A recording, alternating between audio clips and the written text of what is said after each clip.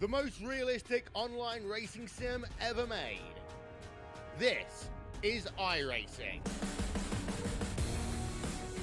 Detailed laser scan tracks, fully dynamic real-world cars, and over 50 series to choose from.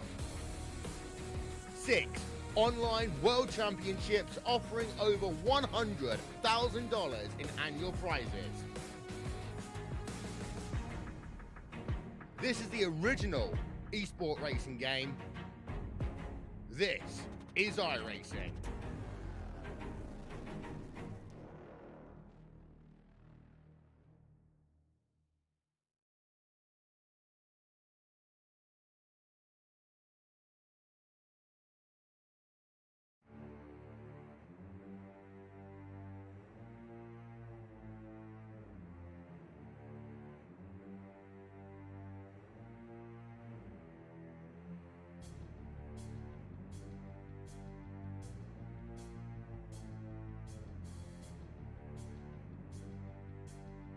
All right, race fans, welcome. We are live tonight here. Well, I call it the epicenter here of all things motorsports. That is Oval and NASCAR, Daytona International Speedway. Live tonight for the Apocalyptic Motorsports Clash here tonight. Daytona 500. That's right, I said 500, 200 laps of pure chaos on a 2.55 mile super speedway. Want to welcome everybody out there. Well, I'm Joe White up here in the booth. Got a special person up here with me tonight, Mike Gant. What's up, Mike? Hey, Joe. Glad to be with you, bud. Well, I'll tell you what, tonight is going to be interesting. 200 laps, Daytona 500. Really good calls here tonight. Crohn's, Crohn's disease out there is what we're fighting for here. Benefit style race here tonight. It's going to look good. The guys at Apocalyptic Motorsports put this thing on there. Ed Morris and company at Daytona. And man, this place here, Daytona, I love it. I mean, it's Daytona. Oh, yeah, exactly. And being here, we're the eve of the weekend here for the big race coming up. So everybody's all fired up for it. Look to kind of get it started off. Absolutely.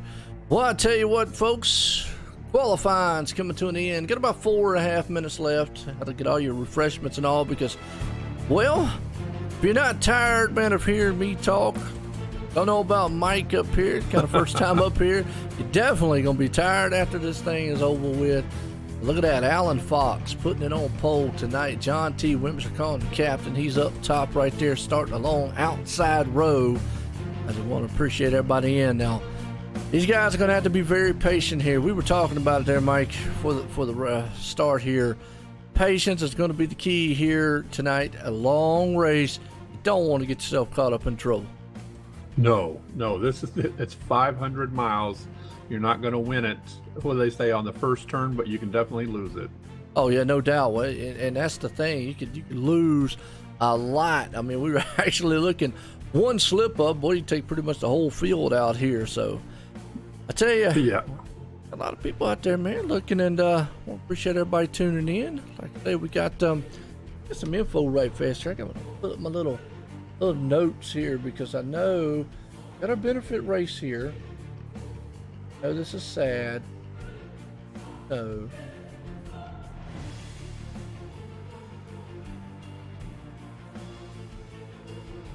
annual. All right. Which one?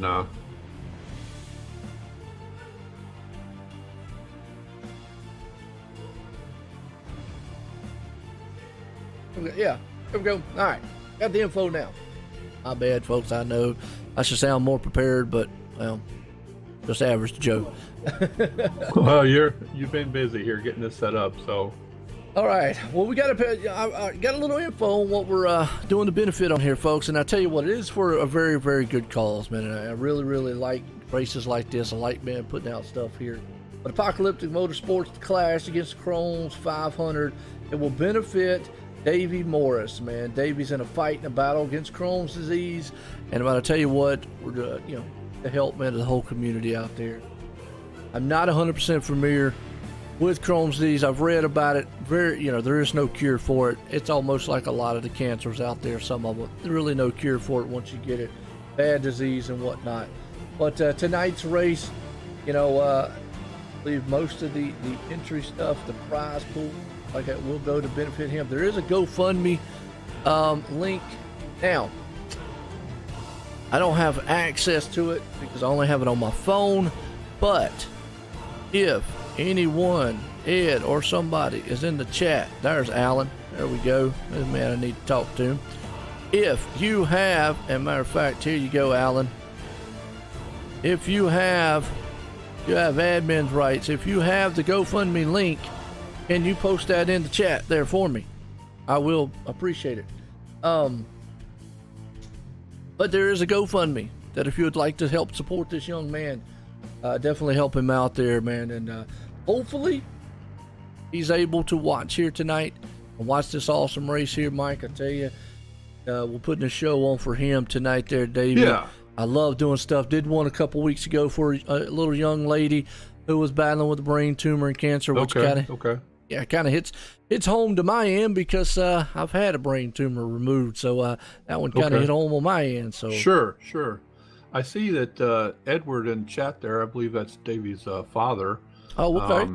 So he, if we need some more information from him, but I do know I did my homework a little bit on Crohn's, and it's a disease that your body attacks itself, and it causes your whole digestive thing to like inflame and so obviously we all every day through eating and stuff, so it can really cause a lot of problems, and we know surgeries nowadays even with insurance can be really expensive, and the iRacing community is great on coming together and helping with things, and we're really happy with how things have come together with this.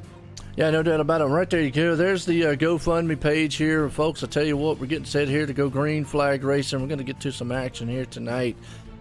Daytona 500 style here. Let's grid these bad boys up here because putting it on pole, Alan Fox. He puts it out front with John T. Wimmis right there in second.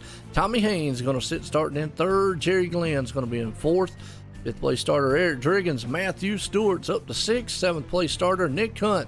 You got Nicholas Romaine starting in the 8th place spot. 9th place Bryce Senesack, and Ed Morris rounds out the top 10. Look through the rest of this one, boy. It is I call these guys and these cars the monster machines, and I always say we got some bad fast drivers and some bad fast hot rods about to do some awful bad fast things on a huge track tonight.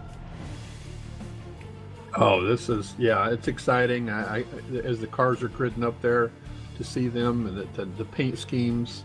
Looks like track temp's 92, so it's going to be a nice little bit of a greasy track. Absolutely. 74 degrees outside also here. So you just said race info right there. Yeah, 74, 92 degrees, what I'm showing on the track. 1%, 5 mile an hour track, 2.5 miles, obviously 4 turns. And that's the norm. They only have 1 3-turn track, and that's Pocono. Yeah. Something I think on the track information here too, Joe, that's important that we may see as a factor later is the pit speed is 60. So, those guys are going to want to be trying to get in there as fast as they can and get out, but, that's a way to gain spots and lose spots on getting those penalties in the pits. Absolutely. Well, tell you what, man, we're getting this gridded up here tonight as these guys are definitely showcasing what they've got here as they are on pit road here tonight, and what you just saw flash up on your screen right there, folks. Let me know what you think. Prize for you. Figured I'd bring it back here tonight, but I don't know. It's Daytona. What more can you say? We've got Daytona this weekend in the real race. We had the duels this past week. I mean, man, it's just going to be awesome. Oh. What were your thoughts on the duels, Don or Joe? Logano won. Yeah. Absolutely. Is that good for you then? Yeah, works for me. Yeah, me too. I'm fine with that. I mean, I know some people don't like him, but hey, I like him. My young one likes him. All the guys that I pulled for, they're not around anymore. So Bill Elliott was my man. back in the day. Okay. So you can see how, just kind of told my age a little bit, see how long I've been watching NASCAR way back in the day. So a lot of the guys, man, that I pulled for, they're not racing anymore. So I had to kind of, pick some new ones, so and so, and for some reason, my youngest, I have a 12-year-old, and he jumped on Joey Logano, and I'm a Ford man. I'll admit it. Okay. So okay. I'm definitely a Ford man. I see we've got a full field of junk. I mean, Chevys out here. Okay. I know. I like cutting up. Hey, look. That's just editorial comment, right? Yeah, there you go. Everybody that has followed me here knows that's just really meant what it. I'm a Ford man through and through, so I definitely will be jumping up and down, excited over the rivalry that will be with the Camaro versus Mustang, because I'm a Mustang fanatic, and it'll be interesting. As we're getting set to go green flag racing, Daytona style, pace cars in. We are racing here at Daytona.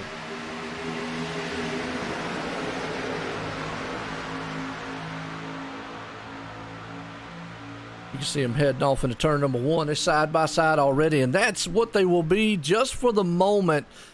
I tell you what here, Mike, it's going to be, I mean, these guys will get single file before it's over with. Yeah, everybody's kind of going to get their place. Like that first day of class, you got to find your seat, and that's where you want to stay for most of the time. Oh, yeah, no doubt about it. It's one of these guys, man, right now, everybody's going to be patient. It looks like everybody's kind of riding in line so far, so good. Still got that top lane. The thing about these cars here on iRacing is that top lane just does not work very well. You're going to need a lot of help up there to get these cars rolling. Yeah, you're looking around right now. You're seeing where your teammates, where your friends are, and hopefully just getting settled in for, like, we've got 490 miles to go, 98 miles. No doubt about it. Here we go, 199 left, like you said.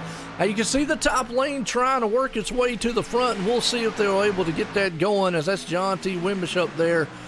I mean, it'll be interesting to see if they can actually pull something together earlier on and make that top lane work. Yeah, John, John's a veteran. He's going to feel it out, and if it's not working well, he'll try to find someplace and duck in. Absolutely. I mean, he's trying. He was able to bring that top side just for the moment right there, but then you can just see it already drifting back. It's not like what it is with the Cup machine or anything like that, but he's rolling pretty good right now. Yep, he's got number 79 there with him. 79. Matthew Stewart. Matthew Stewart, yeah. Yep. It takes friends. It takes friends to do anything here, and that outside line, as long as they keep that car count out there. If we look back, there's a couple of cars that jumped up into the high line. And you just see them, they're going to instantly go down low, because that's just a dominating spot to be there. It took a lot of help to get the high line. Very impressed so far that they were able to get that high line to go like that, because from what I have seen, and actually any of the iRacing Cup cars, so to speak, not so much the truck or the Xfinity for that matter, is that high line just does not work.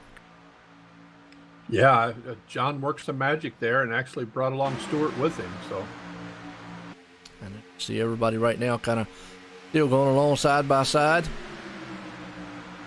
And you see John T. Wimbish, he's going to ride. Matthew's going to be right there behind him. But now look at this, the one machine, that's Nicholas Romaine. He's going to see if he can bring the high line to life. Yeah, Nicholas Vroman. Is it Vroman or Romaine? Yeah, Vroman, I believe. He is a past Extreme Motorsports champion last year, I believe, in one of the divisions. So he's a contender also. Absolutely, boy. He's looking good so far. Guy's got a very, very good car right now. Absolutely good driving as everybody side by side, tooth and nail right now. Now, here's what I like to say, textbook drafting. That's what I call it. As you can see right here, you don't see these guys tucked up underneath each other's back deck lid or bumper or so forth. You kind of see them having about a half a hood or about a hood length off of each other. And to me, that's just being patient early on. Now, 10 to go, forget about it. The gals being in the trunk. Something there we just saw too is when Stewart came down, Fox had to check up a little bit, and that's kind of can have that accordion effect through the field, and that lower line had to check up a little bit. Yes, it did. Right now, you see right there is I actually see Matthew actually taking it to the point around John T. Wimmer, so he brought that thing to the front. I am still very, very impressed with what I'm seeing right now with the high line working as well as it is. My question is, will it work later on in the race? Right. Tires get down, the fuel load burns off a little bit. Are you going to be able to keep that up? But this is the nice side-by-side right here. Yes, it is. I mean, and it's kind of with lack of a better word, kind of unprecedented to see these guys be able to do that with the Cup cars. Now they're going to try 3 wide, and that's just something you definitely don't see a lot of. Oh, yeah, I get a little nervous seeing it this early, but again, I would think they'd be in learning modes, kind of see what works and just, again, be patient, but they're going for it. Oh, yeah. Well, but in the meantime, while they're going for it there, again, they're not pushing the envelope on drafting yet. And right. I take that back. They're definitely giving room. They're giving respect when they're bump drafting and whatnot. So it's definitely been something that needs to be looked at here as it's way early. I mean, these guys, they could get up there and push, sure, but they could also get in trouble. Yeah, and some of these guys came in thinking I'm just going to ride around the back, and they may have thought like we did that outside line is not going to be what it is, but you very well could change your whole strategy by seeing that outside line doing that. Oh yeah, no doubt about it. Good run so far, man, as these guys, man, are looking good. As storm out of here, we're at lap 193, or excuse me, lap 7 of 193 to go. Matthew Stewart's the man out front so far. John T. Wimmis right there in second. Bryce Senesack sitting in third. Tommy Haynes in fourth, and Jerry Glenn around the top 5. Now you're starting to see that low line forming, and that high line's kind of falling back a little bit, and I think that's what you were talking about. The tires are just starting to give up. Right. Yeah, they're just kind of, they tested it to see, and what I like here is you can go from first to 16th, and there's 1 second in time is the only thing that's in between it. Ah, okay. Yeah, well, yeah. I mean, you look at the top field here, like you just said, from first to second. There's only about a second separating the whole field. Now, you see, though, the top guys there, and now the reason being is because they kind of got pushed out a little bit. I don't know what happened. But John T. Wimmish went to the high side. He's going to go around the number 75, 79 there, Matthew. Actually got away from Tommy Haynes. We'll see if he actually can push up here or maybe draft a little bit. Yeah, John definitely got a nice run there, and some of those guys are switching back and forth, but I've also noticed some have been staying right where they were at, too. Right now, everybody's kind of being patient, kind of seeing what they've got and hanging on to it right.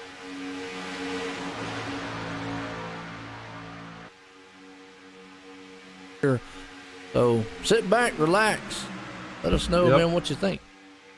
Yeah, definitely. Throw something in chat there. Make sure you get your favorite beverage, and make sure the dogs water. Make sure the dogs are in from outside, because we want the animals to. It's winter time. Yeah, I always say, man, tell the dogs be quiet. The significant other, the wife, and the kids, hush. We're going racing. There you go. Get everybody settled in around the computer there, and. If you can get them settled in. There you go. Yeah, if you can get them settled in. Yeah, throw something in chat there about what you think about who looks good early so far here, or anything that you might see that we need to watch out for. Well, right now I'm just noticing the high line, and that's just going to be the talk pretty much here is that high line. Can that high line get going? Can it go? Early on, we saw it move. Obviously, the next thing is pit stops. I got a feeling the pit window's probably going to be, off the top of my head, maybe 28, somewhere in that area, 30. I asked Ed earlier, and I think he told me, I thought they told me 45. Oh, really? Okay. Yeah. Okay. All right. 45 to 47, maybe. So, again, the different strategies going on that some people may, want to pit early to try to get on a different rotation or stuff like that. We'll see how that'll play out too. Yeah, that's wild. There, I mean, you're right. I mean, I definitely am not 100% sure on what pit strategies or anything like that is going to play out, but I can tell you this, that the low line now is starting to form, and you can see the single file is going to happen. That's just typical cup cars at a plate track. Well, there you go. I think we got one guy left, and he's just folded in. As there was less and less on the outside, you didn't want to be that guy caught. You didn't want to be the last guy before the door shut. No, you don't. As everybody right now is kind of just single file. You know, and that's the thing. I mean, we sit here, and you know, everybody wants side by side racing, and everybody wants to go, oh yeah, we went on to duke it out. Nerve wracking after a while. I mean, you've got to be very, very. I don't know. It's already nerve wracking to be riding this close to each other. Oh yeah, and again, we've said it, and we'll probably say it a bunch more. This is a marathon race. You're not going to win it right now, but you can definitely lose it. Absolutely, you can. As everybody's kind of storming around here so far. Good run. As you can see, we're at lap 13. We're looking for that maybe first caution or whatnot, and John T. Wimbish is the man out front. Again, we're here live for the Apocalyptic Motorsports Clash for Crohn's disease here tonight, and a special race out there for Davey. And we want to hopefully he's watching the race, and hopefully he's enjoying it so far, and hopefully he does. What's up, SC? How you doing? So I definitely want to welcome everybody. This is yes, we're running a full Daytona race. Yeah, and it's a special one, like you said. It has bigger meaning than just playing a sim game. And anybody that's in chat there, check out the link for the GoFundMe. You can go there and read a little more information about what we're doing here, and this community in general is iRacing, and we talk a lot about that throughout the evening here. But it's a community that is close together and is willing to help each other out. Absolutely, it is. Well, you can see the top four guys are trying to separate themselves from the pack just a little bit. We talk about drafting these cars so much, and from what I have heard, the draft package here, you can lose the draft pretty easily in one of these cars. Yeah, that's what I've heard the same too. And boy, if you get lost out here, you know there's going to be long green runs. You'll be on an island and way slower than everybody else, and that's not where you want to be. You'll never be able to. You won't have a drafting partner for pit stops because you got to come in with somebody. You got to have help coming in and going out.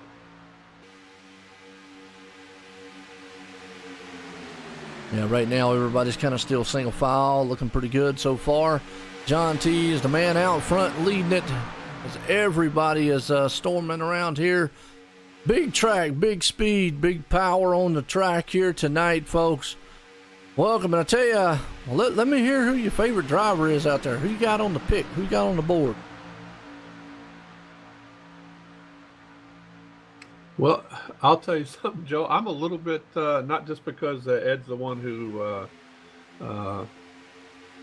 organized this race, but I do spotting for him also in a couple of leagues, and so I'd say I'd like for him to do well. Is that without being a complete homer? That's not wrong to say, is it?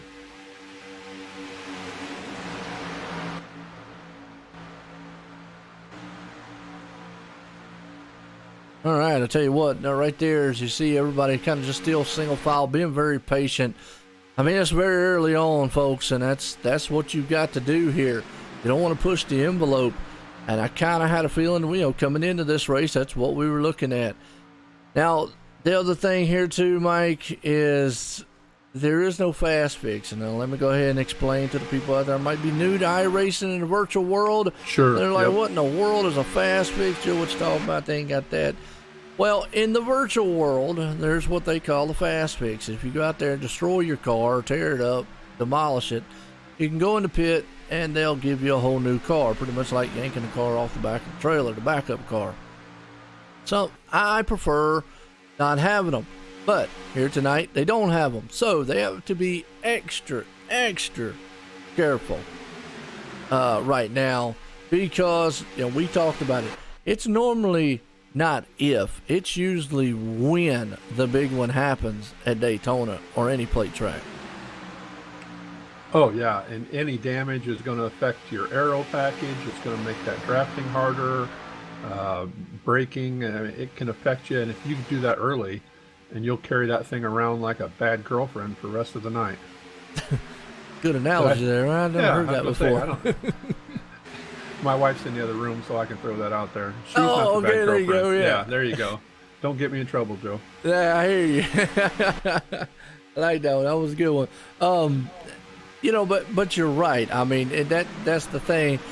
I mean, with the fast fix, you know that you've kind of got a cushion. Without one, you need to be very patient. Now, that's not going to take away the fact of with about 2 to go. Normally I would say 10 to go at any other track, but usually about 2 to go.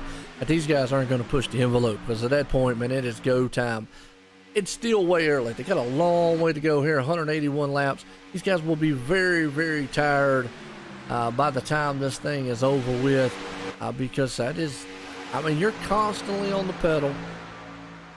Now, I've done some road racing on the virtual side of things. I love road racing, GT3 cars and stuff. I'm going to tell you, I did a 3.5-hour race. I was tired after that race. Oh, it's just as mentally fatiguing, isn't it? I mean, yes. Especially like these guys, you're in a straight line, you're staring at that guy's bumper. You got, and I also explain this to people who may be not as familiar. When you get these shots going down the straightaway where it looks like they're kind of swerving, some of those guys are peeking out to get some air on their front end there because their temperatures are rising when they're that close. So it's not that they can't handle their car; they're just taking a peek out and getting a little bit of extra air. Yeah, and that's good too, right there. And sometimes a lot of these cars actually just jump around that much. I mean, I've actually been in them where it's just actually the cars. Yeah, you're sitting there, actually holding it straight, but the car's just the wind. And that's the good thing about it. We talk about iRacing, and I've said it a million times. iRacing is the realest thing you can get without spending millions of dollars without getting in one of these cars. But, with that said, they have built this thing very, very close to real life, and you can feel the wind when you get up to somebody, the effects on the car, how that car moves around, and you were just talking about the cars jumping. Not so bad in these, but I tell you, a truck and the Xfinity, those things, man, will wiggle. Right. And just looking at our stat thing here, too, there's a wind that's coming out of turn 2 directly towards... Oh. That. Oh, I thought I just saw somebody spin. I was going to let you explain what happened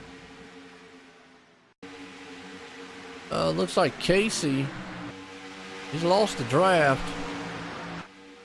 Yes, he did spin out you, right? Ed Morris. I thought I saw Ed. It did not bring the caution out. Now, sometimes, obviously, on a Daytona and a plate track, let's go back on the replay here and kind of maybe see if we can see an angle of what might have happened. It looks like Casey just sucked up on the side, got in the side of him just a little bit, hit him. Usually kind of odd, man. iRacing wouldn't have thrown a caution there on that one. Was able to keep getting going. Man, hate that on Ed Morris's part. He's just not had the season he's wanted either. No, he's right now, he's been the king of bad luck lately. He was leading Bristol last night, I believe, and came into some bad luck that was not of his own doing. Yeah, and I mean, I hate that. Like you said, Bristol last night, just riding around. I mean, that's a treacherous track in itself. There's nowhere to go. Next thing you know, you got a car right there in front of you. You know, where in the world that come from? Yeah, I'll try to take a look at Ed's car and see if... I'm not seeing real big structural damages, but, out of the draft is the biggest one anyways. That not getting the caution off of it is going to be the huge, huge part about it, because, now he's 26 seconds back. If he was in the draft, if he was hooked up to somebody, he might be able to hold right there with him. Because like you said, it's not much damage to the car. But with him out there, a long sitting duck, it won't take long for the field to come around. Right, and when 14 other guys are in a straight line, they'll chase you down. I mean, they're seconds faster every lap, so it won't take long to catch him at all. No doubt about it. Bryce Senesac, the winner last night, well, finally putting that thing in victory lane. I know that young man was happy. Definitely was tickled pink, man, over that win. He'd love to win it here tonight. But like you said, you can't win it in the first half of the race, so you got to be very patient. We're at lap 25 already. Pretty good so far here. What, a quarter of a way in? Yeah, I was going to say we got 175 to go, so not quite. That'll be 150. It'll be a quarter. So we've still got 25 more to go. My bad. No, that's all right. That's why I don't have my math is, yeah.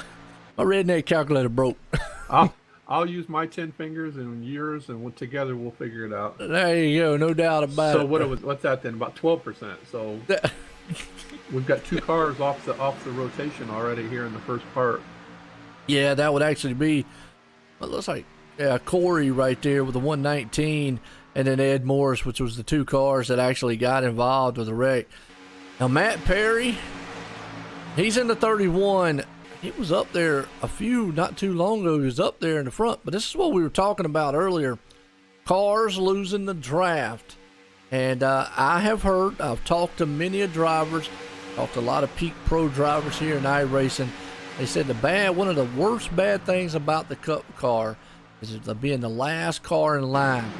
Sometimes the car just will not stay hooked to the line, and it will lose the draft. And there's not a lot you can do. Right. I've talked to some people who were that last line, and there was a checkup, and they got out of it to not get an accident, but then they lost the draft, and it was just like that. They were out of the draft. Yep, and once you're out of it, I'm going to tell you what, you drop like a rock in water here on any style plate track, because you'll go from, just give you an idea, Matt's running 45.1 lap times to the leader's 44.8. That's about 4/10, maybe 3.5. Almost a half second, roughly, give or take, to what the leaders are running there. And even so, there to Eric Driggins, who is the last car in line. Again, Eric Driggins running a 44.8 in himself. So it's about a half second there. He is losing time very quickly. Yeah. Ed's just now between 1 and 2, and they're going into turn 1, so they've almost caught up to Ed Morris. Yep, it's just bad right there. Now he's going to try to at least, if a caution comes out and he goes a lap down, at least he'll be the lucky dog, get that thing back and get back out there and try it again. Yeah, it would have been better for him if we were closer to those pit stops, and maybe he could have, changed his strategy a little bit. But we're too far from that to help him out. Yeah, it is. Well, I tell you, and I hate that on his end. Because it just seems like he just cannot catch a break. I mean, that's it. I just don't think he can catch what he needs to catch, which is a good break. Well, I'll tell you what, though, that what he's taught me for spotting for him was that he got in a bad situation, and he'll plod along, and he'll race it as hard as he can, and you never know what's going to happen. There's a lot of guys who'll get down and maybe like, I'm just going to stop this, or they want to stop, and he'll stick with it, and he'll stick it out. Well, and there you go. Never give up. That's the attitude you need. Do not give up. Don't ever, man, say, the race is over with, because you just never know. And perfect example, Mike, I did a race the other end of the season a couple weeks ago. And it was a chase race. One of the chase contenders had to start on pit road. They had Talladega as their last race, go figure. But he had to start on pit road, 2 laps down. Guess what? Got his 2 laps, won the race, won the championship. Yep. That's wow. Now, can Ed catch the end of this and start drafting with him so he remains 1 lap down? That'll be curious to see that too. Yeah, we'll see if with the car, damage. yeah, is the car that bad off? I mean, he's got right there in front. He's got a little bit off. He was able to get in line with the damage he's got. And actually, we can go to the nose here and just kind of get an idea. He does have some left side damage front end to it. That will affect the car some, because obviously aerodynamics here is key. And I know people are talking, well, Joe, man, it's a game, it's a simulation, it's whatever, it's virtual. How can it be? It's just that good. They have it that well developed. It's that accurate. Absolutely. So right now if he can stay tucked up there to the 31, actually, excuse me, to maybe, I'm going to say that would be the 44 right there in front of him. Eric Driggins, if he can get up there, stay tucked up, he'll be okay. Where he will run into problems is that when he gets out there by himself, it's almost like a brick wall. He'll hit it and that thing will just stop. Eric is a teammate of his, so Eric will try to help him out if he can. Well, you saw him right there. He was able to draft up to the back end there of Eric. And as long as he stays tucked up right there behind him, he'll be okay, because the air on those cars, it'll obviously, it won't have to roll over the fenders. It'll roll straight over the hood and over the top of the car, because he's using the car in front of him. Like I say, where he gets into trouble is if he ducks out by himself, then he's going to use the whole front side of the nose of that car. And it's almost, I mean, imagine, folks, okay, take water and squirt a ball with it. You see it go around the ball. Now squirt a brick wall, and you'll see what I'm talking about. The water kind of splatters and stops. It's kind of the same way. Well, number 12 there, Michael Thwaites, is also a AMS teammate of his, so he's back there with friends. As long as he can keep on to that, then he'll keep that lucky dog. And like you said, next thing we know, 50 laps from now, we could be talking about him being back in the mix again. And I've seen it time and time again, plate tracks. I've always said it, plate track racing, you can win from the front, the middle, to the back. I'm not saying qualifying's not the most important thing in the world, but I'm going to tell you, I have seen guys win from all that. Like I said, just saw one win from 2 laps down in the pit. So, man, you can go get your hot dog at the hot dog stand, get out there, get in your car, and go win the race. There you go. Right. That would be my kind of racing, by the way. Yeah, there you go. As long as there's a hot dog involved, right? That's right. There you go. Absolutely. We're at lap 35, so it's at least 10 to 12 laps, but it'll be curious. Maybe something for us to look forward to here is if when John T comes down, how many go with him? Is it half and half? Will they split? That's where we'll start seeing those strategies, and that'll make it real interesting, because we'll start seeing if it pays off or... Yeah, well, and also he's got a teammate right there behind him there, Bryce Senesac. Right. So Bryce and him are probably communicating, okay, when we're looking to go in, when we want to do this. Here's my thing, teams. I've been in teams before. I don't have a problem with them. I've heard guys grumble about teams at plate tracks. Teams are meant, for the word team. It's you help each other. Right. And plate track racing, you need help. I don't care what it is. You're going to need help, and call it cheating, call it whatever you want to call it. Team's a team, and if you hook up and go, and you want to leave somebody else out to dust and out to dry because you want to go help your teammate, might want to get on their team. That's all I can say. And just to speak to that real quick here, Joe, getting onto a team in iRacing takes this to another whole level. Guys that you can bounce stuff off with, practice, work on things with, and make you a better racer if these guys. Team's not a dirty word, but it's just another part of the game that you have to deal with. Yeah. No, TP, you're fine. We're actually on lap 36 here. So, if Mike said lap 35, I think I said lap 30 or 35. I think Mike said lap 40 or 45. You said like 40 or 45, didn't you? For pit stops? Yeah. That's what I think Ed told me. He thought they could go around 45 for fuel. And that's probably, and actually it's, it kind of helped me for tomorrow, folks. And yes, tomorrow I will step behind the wheel of one of these monster machines. I will be racing in the SRA Daytona 500. There we go. I can learn a lot by sitting here just observing. One is be patient. There's no need to win the thing.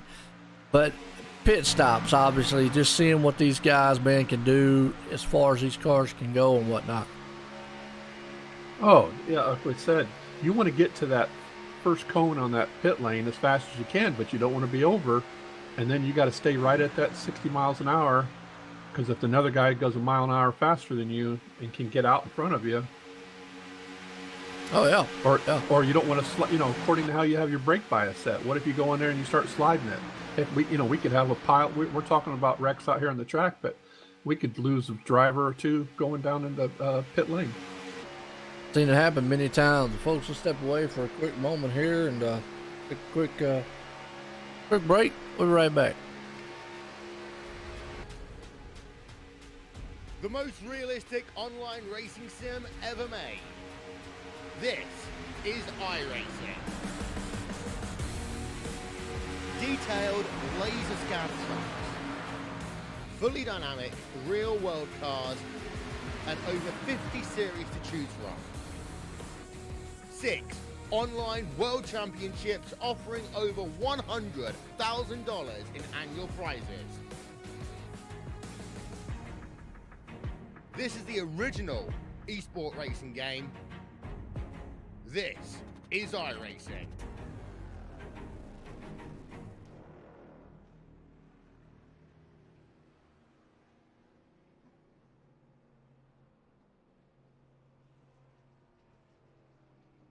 All right, folks, came back here a little bit early because, boy, I tell you what, I just saw what happened on pit road, and man, we were just talking about this pit road collision. The Jerry Glenn came in, and the 79 spun, Bryce Senesac spun. They all kind of seemed like they just locked down their tires. Wow. Can you believe it? 3 cars right there. Bryce was in top. Bryce came in hot and heavy. The 79 right there. And, the 98 just lost it. The 79 just lost it. Well, 98 there, Jerry Glenn takes a lot of front end nose damage. Bryce Senesac, not too bad, maybe a little bit, but boy, I tell you what, I came back in the break there a little early on that one. I was watching it, and man, you just actually mentioned it. I was going to say, are we like fortune tellers? I was hitting the concession stand there real quick.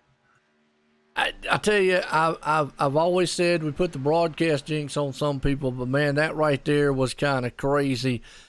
And you just didn't, you never know, you didn't kind of expect it, but everybody came in, and unfortunately, Bryce Senesac involved with that one. Wow. Man, I hate to see that on, pit road.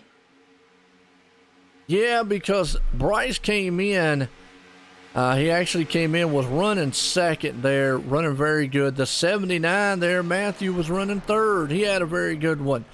And, got involved with it. The 98 got involved with Jerry Glenn. So, wow. Just kind of looking over the pit times. I don't see anybody that did anything untoward there. No strategy things. Looks like everybody took a full pit stop, so they would have taken 4 in fuel. Yeah, that's it. You're looking at... You're right. I'm looking same thing. Just everybody kind of just 4 tires. Now John didn't have the best. He had a 16.2 pit stop there, so I don't know. Just maybe he needs to yell at a few of the teammates there and say, "Hey, look, guys, I need to pick that up." Yeah. Well, now we're going to see how this is going to cycle out. You got to have that dance partner, and if you got 2 cars together, then 3 cars are going to chase you down. Problem is here, the 79 of Matthew, he's all alone out there. Bryce Senesac is another one who got caught up. Wow. But we just said it. We talked about Ed Morris. He's still right there in the draft. That could be some more positions that he could catch. I mean, obviously he's a lap down, but if a caution comes out, and I know people are like, well, why didn't a caution come out there? Well, in iRacing, if you get off the race surface far enough, iRacing will not throw the caution, right? And which is kind of good because we don't want a caution for every little thing. I mean, guy gets a little sideways and don't want that thing to be throwing it. But certain tracks, yeah, and they were in pit lane or they were right there at the entrance of pit road, so definitely wasn't going to throw it.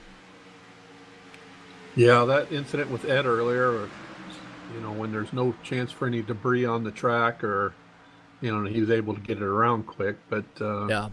Now that one was kind of unique because he still was kind of right there on it. Normally, he was probably about the closest borderline you can come iRacing not throwing a caution there because he was close to being still on the track. Do I like hockey? Well, I don't really watch it. I mean, kind of cold. Yeah, well, they still play that on ice, right? Hey, last time I checked, they did. But I don't know. I lived outside Chicago for a while, so I'm a Blackhawks guy, but I don't follow it. I'm not like a diehard. I'm a football person, man. Through and through. I love the NFL. I know a lot of hate, a lot of people out there to it, but I'm diehard still football person. Football season, man. That's where I'm at. And don't get me wrong, I love racing. I don't watch NASCAR as much as I used to watch it. I catch all the highlights and stuff, keep up with that stuff like that. But I love drag racing. Oh yeah, nothing wrong. I like drag racing a lot. Well, I'll tell you what, looks like the Highline's trying to come to life. That one machine there, Nicholas, he's trying to see if he can't put the V in Vroom right there and see if he can't get by John T. Wimmis, the first person that's actually tried in a while. And obviously he's got new tires, so why not see if he can muster something up? Yeah, they got those fresh tires again. And what was it, up till they were dancing around with that up till about 10 or 11 last time till they all got back down the bottom. Right, and you can see right there, too, Ed Morris along with them there with Michael Thwaites. I'm going to see if maybe they can get that thing pushed to the front, see if they can get the high line. Now you can just see them kind of drifting off to the back. It's not just not going to be able to get it done. Yeah, and Ed, with that damage he's already got, he's probably not going to be wanting to get up and push on anybody right now either. No, so probably, if anything, if they were going to try the high line, probably would have been better to switch off right there with Michael and Ed and seeing if they could bring that high line. But they did test the waters there to see. He was, hey, Mike, the thing I say here, you don't got to pass the car to win the race. You just got to get about an inch in front of him. Yeah, that's all you need. But I guess I didn't realize, I didn't think that about the yellow flag not coming out, because Ed's still listed as a lap down. Yes. So he's kind of a carpetbagger there in the middle of them, waiting for that caution. I'm sure he probably wouldn't have minded that caution at all there to get back on the main lap. But he's also back in the draft though, so he's safe. Yeah.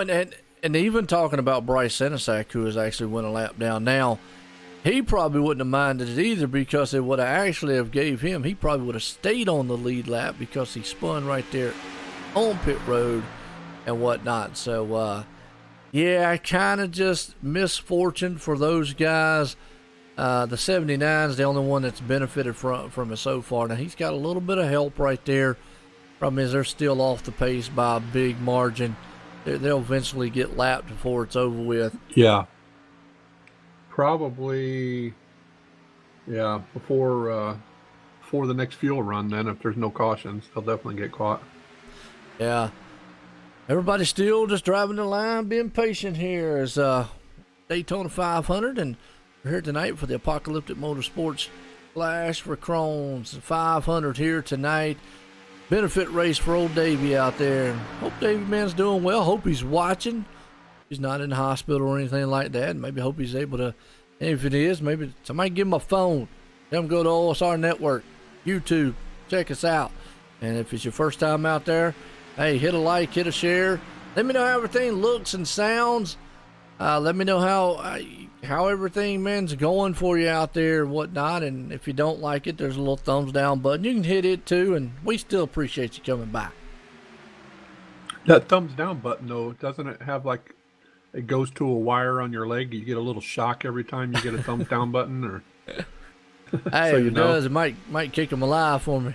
There you go. Hey, some people may get offended by it, mad over it. I'm like this. You know what? You took your time out of your busy day to come and hate on the channel.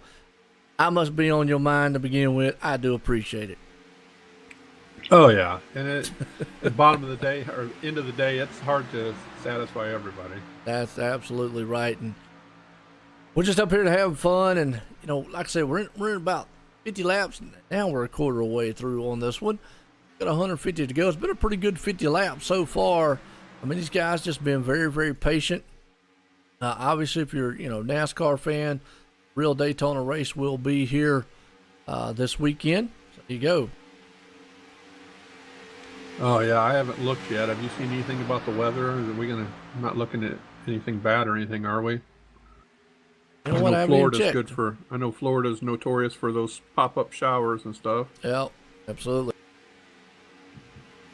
I think they said if it doesn't rain a little bit every day, there's something wrong. Where was your invite to have fun? What are you talking about? Your invite? They didn't get an invite. They had the thing out there. I even posted a thing out there. Contact Apocalyptic Motorsports if you want to join the race. But I put it out there. I mean, what? It's been out there. It's been going around for over a week now in the different iRacing groups on Facebook, and then through you. But they can go ahead and donate their money towards the GoFundMe account too. They could go ahead and help out that way. Yeah, scroll up there on the messages. Alan, he put a GoFundMe out there. It's actually a benefit race here tonight for Davey. And it's good out there. Like that, Ed, I think Ed said he is good now. He's with his girlfriend. So, well, if you had the choice of being with the girlfriend or watching us, I'd probably pick the girlfriend. There you go. But maybe his girlfriend's a race fan. So tell her, check out OSR Network. YouTube. There you go. Check out the race. My wife don't care. She, whatever. She cares. She's just keeping it from you. Yeah. When she comes in that door, first thing she'll do is go in the other room. Like, have fun. Now, I feel like sometimes she maybe wonders about me because all she hears is me in here talking. I don't hear anybody else, so she's probably in here thinking I'm talking to myself. Yeah. We were talking earlier about team stuff there. Wimbish up front there, but Nick Hunt there in the 00 was also a teammate of his. So Tommy Haynes too. Yep. So they got 1, 2, 3. And you got the Eric Driggins right there. I believe Eric Driggins is part of Apocalyptic Motorsports also. You got Michael Thwaites. He's part of that too. Alan Fox is. Yeah, I hate to hear that, Ed. I mean, like I say, it's just a bad disease. And, don't wish it upon anybody. Unfortunately, it does hit a lot of people there, the Crohn's disease and whatnot. No cure for it, like like we know.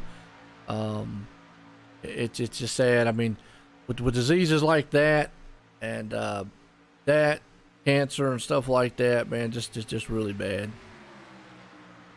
Yeah, and reading that, when you see the situation of, he was covered under insurance till he was 18, but then he's 19 now, and it's a whole different deal there and then with them the requirements of what they want up front and. Oh yeah, but yeah, believe me, I've it sucks. It really does. I sympathize with the young man. Obviously, I'm a lot older. I couldn't imagine being that age going through something like that. Because when I was 18, I was pretty healthy and out running around and all that. But wow. Are we going to hear some Joe at 18 stories later? 18. Let me see. What was I doing at 18? Working. I was working. Okay. I was working, going to school, and that's about it. That's kind of boring. Me and my friends, we would wrestle in the backyard. I loved wrestling. There we go. Like what they do on TV. Oh, that kind of wrestling. Oh, yeah. I actually did that for real for a while. I went to a school. Real quick, no, it's also, well, actually, it kind of goes hand in hand with NASCAR, I guess. A buddy of mine, good friend of mine, we loved wrestling, and that was his dream. That was his dream, to be a wrestler. And we're big guys. We're 6'4". I'm over 300. We loved lifting weights. We loved doing that stuff and all that. I don't look like that now, but I'm just saying. But back then we loved doing that stuff. And it wasn't my dream because I had a good job in my 20s. And but he wanted it. Now, unfortunately, he had some health problems. Well, he found a school in the local area that trained and did it. And he said, nice. Man, he said, boy, I'd love to do it. I said, well, I tell you what, you find the school, you get contact, I'll go to the school and I'll train and I'll do that so that you can kind of live your dream through me. So I went, I trained up, I did the, we went in, we did a lot of moves, I learned the moves, I learned how to fall, I learned this. I'm going to tell you what, that mat, it hurts. And the ring ropes hurt. Yeah. A lot of it might be scripted and a lot of it might be fake, but I'm going to tell you what, a lot of it, man, hurts too. And, but we learned how to fall. That's the biggest thing, learning how to fall. So, kill yourself, break your neck or whatnot. Oh, yeah. And, I did some matches, did some Royal Rumble style matches, Battle Royals. And ultimately, though, I broke my collarbone doing that stuff. So there have it, that you can get very hurt doing it. And how I broke my collarbone doing it, very simple. I fell wrong, taking a clothesline, all on the mat. And just like that, I had a good career at times, so I'm like, ain't worth it to me. But I told him, I said, look, there you go, I did it for you, man. Yeah, well, yeah, it's worth trying. But while we were talking there about your WWE days, did you see Driggins tried to go up high on Nick Hunt and took 5 other cars with him, and the outside line could not advance the position. So, and they ducked back in. I'm going to tell you, that's going to be the story all race long. It is the typical story here with iRacing. It's the typical story with these Cup cars. Unless you've got help. John T. Wimbish right now, normally I would not say the leader is sitting in a very good spot, but John T. Wimbish right now is sitting in an excellent spot, because if Tommy Haynes decides, okay, I'm jumping to the outside, all Nick Hunt's got to do is just stay where he's at, and then Tommy Haynes is going to go straight back. You really have to. Now, with them being teammates, me personally, I don't care if you're my teammate or not. Last lap, I'm going to try to beat you. Obviously, it's a little different in a race like this because of what I just said there. But being teammates, you've got to make an executive decision. What do we do as a team? Do we give up 1, 2, 3? Or do we race each other and see what happens? Right. And we're on lap 61, so they're halfway through. They stopped at lap 40, so they were halfway through there. And like you said, remember the days when being on the up front was the last place you wanted to be, because you were going to get passed every time. But so I think that's what we're going to see now, and we'll have to see how this will play out. But this is going to be important now on these pit road strategy. Are you going to pit short? You're going to figure out now how many you need to go and maybe cut it in half. Take 2 tires to get out of there a little quicker to gain a position. Well, let's see. They went for 40 laps. Yeah, 40, I believe, is when they came in.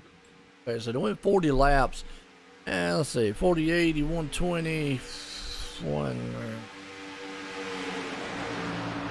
and that's about 4 pit stops then. 4 or 5 roughly, give or take, if a caution comes out. Yeah, you know what? I don't know. I mean, that's a good question. Yeah, it's gonna be interesting. Yeah. And then when they came in at 40, though, was that something that John did? Because maybe you can help me with this. I'm not as familiar with the Cup car here, but him being up front, he's going to use more fuel, correct? He's the guy. He's the front guy that's busting through. From my understanding, yes. Now, again, I have not drove a Cup car in a very long time. I get to talk to some drivers, and that is one question I really have never asked. Now, I do know that the other night when John won in the Cup car, was not a plate track or whatever, but it was actually just at Bristol. He did mention that in the interview, that he was sucking a lot of fuel and had to really save. With him being out front like that, he's almost probably hammered down. Now, actually, you have the better advantage of that, because I think you might be able to go to him and see. I don't know if you can see his in car or not. Be able to see You can't. No, okay. You can't. But I'm thinking Tommy right now behind him, obviously. Now, here's how I would race the plate race. It'd just be me personally. Pretty much, you're flat-footed around here. You would drag the brake, because if you lift, and it's just my opinion, I mean, I could be totally wrong. If you lift, you're going to give up too much momentum. I have always, even in the truck and Xfinity, when I plate raced, I laid it to the floor. Never, hardly did I ever crack the throttle. I would drag the brake in order to keep off to the person in front of me. Right. Well, and I'll tell you that from, I'm not as experienced as you are. I was always feathering it between 90 to 95 to keep off of that guy. So you would guess that would make me use a little bit less fuel. But like you said, you're in the danger of you're not being consistent in your spacing. But maybe it's 1 lap difference, but that could come down at the end of the race. Though 1 lap could be huge. And what you just said right there too, though, some guys are very good at doing that. I'm not. I did, judging the things. That's why I had to kind of like drag the brake and do it that way. I was better at doing it that way. I might would have had to have cracked that throttle some if I got too much of a run, too much of a drive, because with the truck and the Xfinity, well, those things can suck up very quickly, or obviously if somebody in front of me checked up. But you would think, knowledge-wise, or knowledge, you would think, common knowledge, that the guy behind you would not use as much fuel. But either way, you're still, here's the thing too, Mike, either way, it doesn't matter. If John T. Wimers comes down on pit road, they're coming. They're coming with him. Because you don't know what the guy behind you is going to do. If Nick, let's talk Tommy Haynes, for instance. If John T. comes on pit road and Nick Hunt goes with him, well, you just messed yourself up big time, because you're all alone. And and I know you need a partner here. As you see, Eric Driggins is going to try it one more time on the high side. Yeah, but isn't there too much space between him there, isn't there? Yeah, there's not enough. He's got help there, but I just don't think, and I see what he's trying to do. He's testing the waters. He's trying to break up this team thing here up top. He needs to try to see what them guys will do. It is early, but again, he doesn't have to get up there and pass John. He just has to get that fender in front of him. Right. And, Eric may have gotten a nice run there, and like you said, this is about getting your toe in the water and see where it can take you. Put that mental note in the back of your head for later on in the race. Absolutely. You can see now he does have help up front, and he is pulling the high line. John did this earlier. If they get enough drafting help up there, so it's going to be 3 cars versus 3 cars now, because the other car behind Nick Hunt down on the bottom just not going to be able to help them. You might be able to, but what I'm seeing right here is at the end of the race, the last lap, coming out of the last turns to the tri-oval, Eric Driggins, if he was right where he was, does not have to concentrate on making that car in front of John T. He just has to concentrate on getting that thing in front of him. Right. So, right. And I think that's what they're looking at. It is surprising. Nick Hunt actually right there, you can see him kind of lost a little bit the back end of Tommy Haynes, and if he doesn't close that up, somebody could jump, or one of them guys will jump in between to break them up. And there you go. That's another thing you have to look at. You see right here, even with that, if this was the trucks or the Xfinity car, Eric Driggins would have went up there and passed John T. Wimers, without a doubt. It's just with these cars here, and you just saw the side draft right there, almost contact between Tommy Haynes. Now that's going to hurt the top side draft right there. And if I was the 1 or the 12, I'd jump in there and I'd say, Eric, man, you're on your own, because that is a perfect opportunity. But 2, with that said, they might be able to take all 3 of them cars to the lead, and I think they will. Now they're going to drop down. That was a very, very aggressive move there that we saw Eric Driggins do. But That is Apocalyptic Motorsports versus Performance Motorsports. That is Right. team versus team, and it's exactly what I talked about at the beginning of the race. Folks, there's nothing wrong with it. Now, I know probably Nick and them's probably over there yelling, what is wrong with them? They're up there cheating, they're doing this, that, blah, blah. You know what? Team's team. Y'all up there dominating. Hey, you just got outwitted. Yep. Hey, and look back towards the end of that there. Ed, I think, looks like Ed Morris he's lost the draft. Yeah, unfortunately, and that's bad. He's going to need a caution to get back up here and get back on this pack and get back to this this one. And I just noticed the guy in 10th place spot there. Nice looking car. I have no clue how to say his name. Yeah, I'll let you take the first stab at it, and I'll repeat what Let's you say. see. Well, Joshua, I've got that. Bonjour. Bonkwicki. Bonkowski, maybe? Bonkowski there, yeah, that one. That sounds probably a little closer. Bonjour, I'm going to say, is maybe that one. One of those those things has got to be silent. Sounds like bonjour. Right. Joshua, obviously, I got that part down, but yeah, I just looked at the other one like, okay. Nah. Yeah, we can call him Joshua B. Yeah, Joshua B. Sounds good to me. Well, he's running in a 10th place spot. He's got a little bit of help right there. Now, they're off the pace. They're 21 seconds back. You got Roy right there along with Cameron.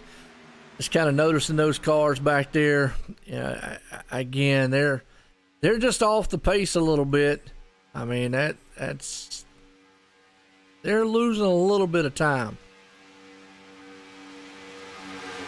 Yeah, and we're 7 laps from being the next 40 lap. We'll see how, with AMS in front now, what their pit strategy is going to be.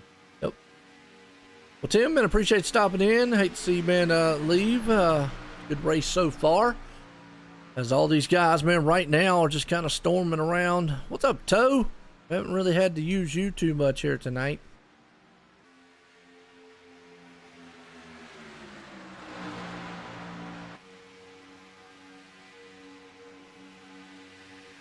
Well, I'll tell you what, that was a move by Eric Driggins to break up that pack up front. You know, Eric, Nicholas, Michael right there. So, wow. I'm kind of surprised because earlier they had 6 cars on that top line and couldn't move it to John T and the other 2 down below. So something, whether they pushed or, Well, you got to remember, Eric right there got it to the side draft, the side of Tommy. Tommy actually went below the yellow line to gather it up and checked up. When he did, he lost the draft to John T up front, and then John was a sitting duck from that point as he went back, and all 3 of those other cars went by. And that's pretty much how you have to tackle a team. Yeah, that's a good strategy there so far. And like you said, our buddy Joshua B., as far as we know, he's not got a teammate on here. So, hey, there's nothing wrong with grabbing on somebody else's coattails. No doubt about it. Just find you a dance partner is what I hear DW say on the broadcast. You just got to have a dance partner. Got to have a dance partner. Don't leave them out to dry. I've seen that happen many a times because you might need to go dancing with them again later on.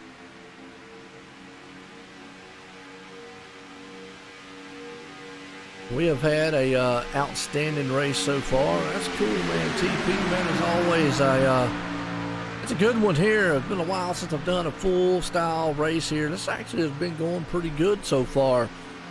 Not as bad as what I was thinking, but it's good to be here for the Apocalyptic Motorsports Clash for Crohn's here. 500, the Daytona 500 for these guys here tonight.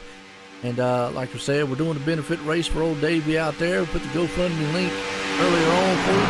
Check him out, man. A young man out there. I hate to see at his age battling with a disease that definitely is just a hard one to take there. And hopefully he's doing well. Hopefully he's out and about. If not, maybe he's watching the race. If he is, that would be awesome. If he's out and about watching the race, tell his friends and family or buddies, hey, look, we're talking about him.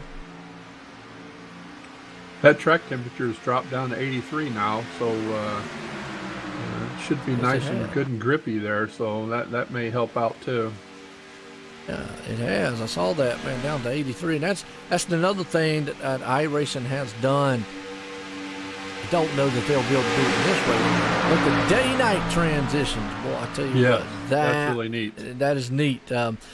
I'm familiar with it because coming from road stuff and other sims, they had it in there. And believe me, we did a simulated 24-hour race at Le Mans, and that thing went through the day, through the night, and all, and it's just kind of cool when it starts to get really, really pitch black out, and then starts to go into the daytime again. So kind of cool.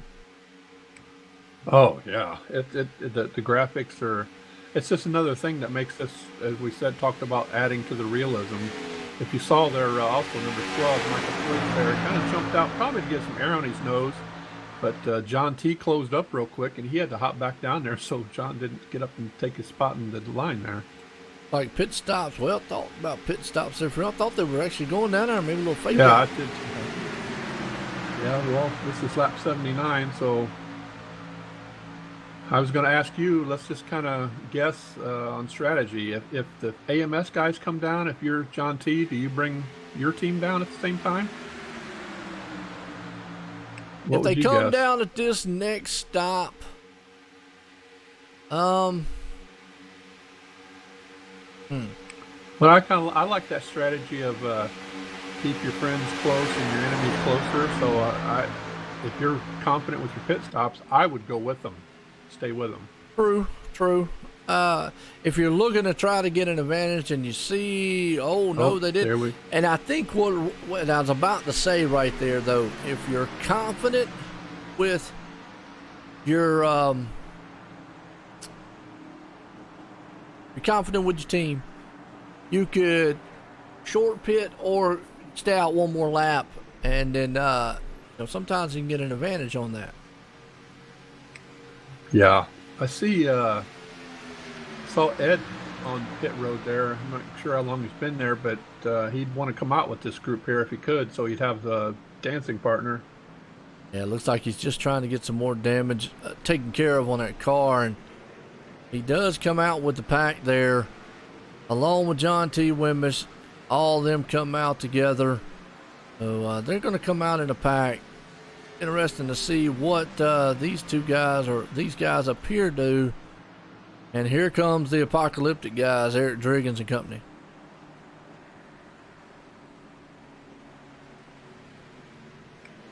So it's about the same rotation there, right around 40 is when they're doing their pit. Yep. Yeah, you definitely don't want to stay out too much longer. That would be just kind of you'd be a sitting duck there. So it's kind of cool. You'd either want to one lap, short pit, long pit, or whatnot. I'm looking at the pit times for John T and his group: 14.1, 14.2, and 14.4. Driggins just did a 16, so there's 2 seconds. Yeah, he definitely messed it up right there, and you can see him now coming around him as they come out into turn one. Eric actually lost his team right there, so he's going to need some help. That's the one thing about green flag pit stops, is it splits the field up so much. Yeah, that AMS pit stops for 14.2, 15.2, and 16, so they definitely lost time there on that. Lost a lot. Rotation, yeah. A lot. And Eric Driggins actually lost the biggest there because he lost a draft huge on any of his drivers there. Like you said, with a 16.1 pit stop. Just not what he wanted. Nope. That's what, those cup teams, they pay those pit guys quite well. They're the offensive linemen for football. I call that. Yep. Would you agree with that? Yeah, absolutely. They don't get their names called, but you can win and lose with those guys. Oh, no doubt about it. Definitely, man. They're some of the all-stars there that they definitely have to, like you said, have to get that done. And it's almost like the crew chief. He sits up there a lot. Right. The driver gets most of the fame.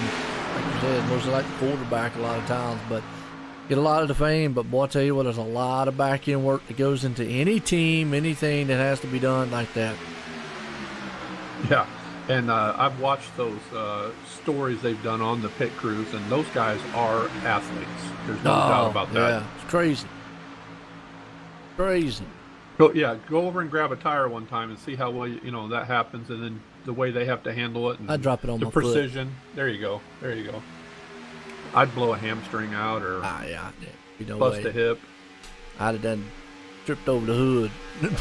and if I'm right, most of those guys have other jobs during the week.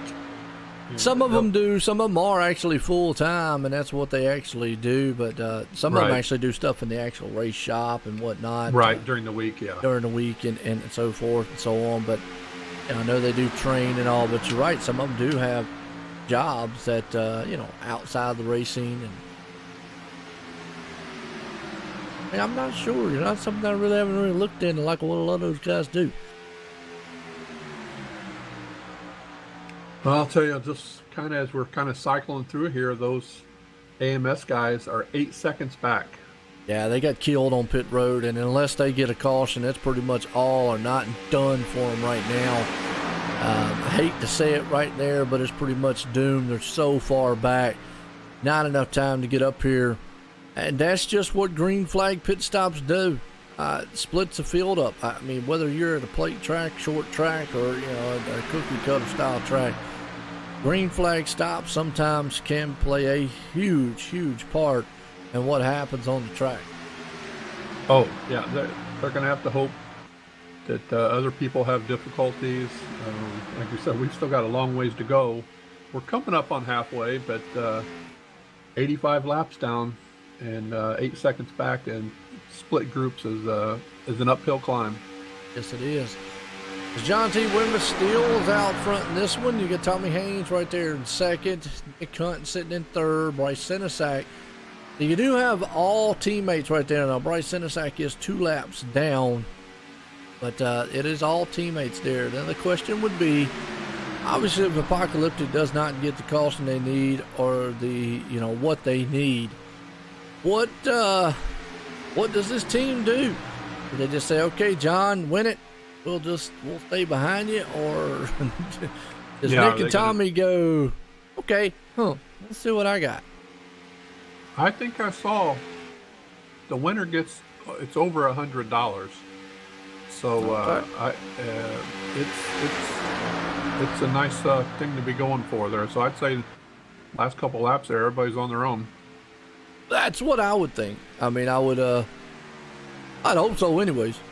but again, you got to look at it as we've talked about it all race long. Can they do that? We've not seen one car be able to jump out there and, take this thing up top. It's going to take a group of machines to get it done. Right. And for those, the second and third place guy are going to, if third place doesn't go, if Nick doesn't go with Tommy, then it's not going to happen. No, it's not. Nope. But to see what happens as the race goes on here. These guys back here so far, yeah, you just see him back here, man. Ed Morris and them, well, not Ed Morris, but excuse me, Eric Driggins and company, them back there, just way off the pace, not where they want to be. No, not at all. But not to say that somebody else can't have an issue either, but they definitely are behind right now. Yeah, I mean, you're right. Somebody else up front could have an issue. You never know what can happen. Somebody could lose it. Obviously, if they stay side by side like they are, looking pretty good. Speaking of side by side, folks, right now you're getting a good view of, we're riding along here with Nick Hunt up front, but watching the guys back there in the back of Eric Driggins. So kind of let you see side by side on what's going on up front and what's going on in the back, because Eric Driggins and them, they're about 9, almost 10 seconds back. Yeah, that's a nice, that side by side is a really unique perspective for our viewers tonight. Just a lot of work here. Still got to go, a long race. But we talked about this earlier. You brought it up. The car count makes it harder because there's not as much.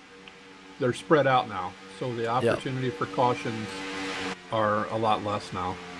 and room for error, you know. Oh yeah. You get a big line together and somebody checks up, you know, it ripples through, but that you're not going to have that effect right now. You can just hop up to the next lane. Yeah, Oliver, I said, being a team, I say let me win, I'll split the pot. Yeah, I probably could work too. I think we'd have to have that talked out ahead of time. If I'm up front, I don't know if I'm going to share it with anybody. True. I mean, and it comes down to is like, you know, obviously, like I say, I plan to race the one tomorrow. There's $200 on the line in that race. You know, I'm not looking to win it or anything, but I just saying, I mean, yeah. But it's like Jake Nichols said, dude, if I'm behind you, better hang on because I'm pushing you. And he said, right. But he understands that if he is behind me like that, that coming around me as one car is too dangerous. And that's what I'm trying to see right here. Tommy Haynes is kind of that car. Tommy's in probably the worse spot than I'd say Nick Hunt. Even though Bryce Senesac is there. Saw Nick Hunt get a little wiggly there. But Tommy's sitting there going, how can I get around John? But yet, do I want to step out and get around John? Is Nick going to come with me? Because here's the problem. If Tommy steps out and Nick goes with him, Nick knows that he pretty much has no chance of winning this race. He's going to have to pretty much say, I'm committed to helping Tommy win the race at that point. Okay? So it's pretty much where Nick's sitting at right now. He's going to be like, do I want second or do I want third? You know, and third place is paying nothing tonight, so you're the you're the third, might as well be last. Yeah, so I hate to say it that way, and again, this is my opinions. I mean, you know, everybody goes differently, but with these cars, they are so hard to draft.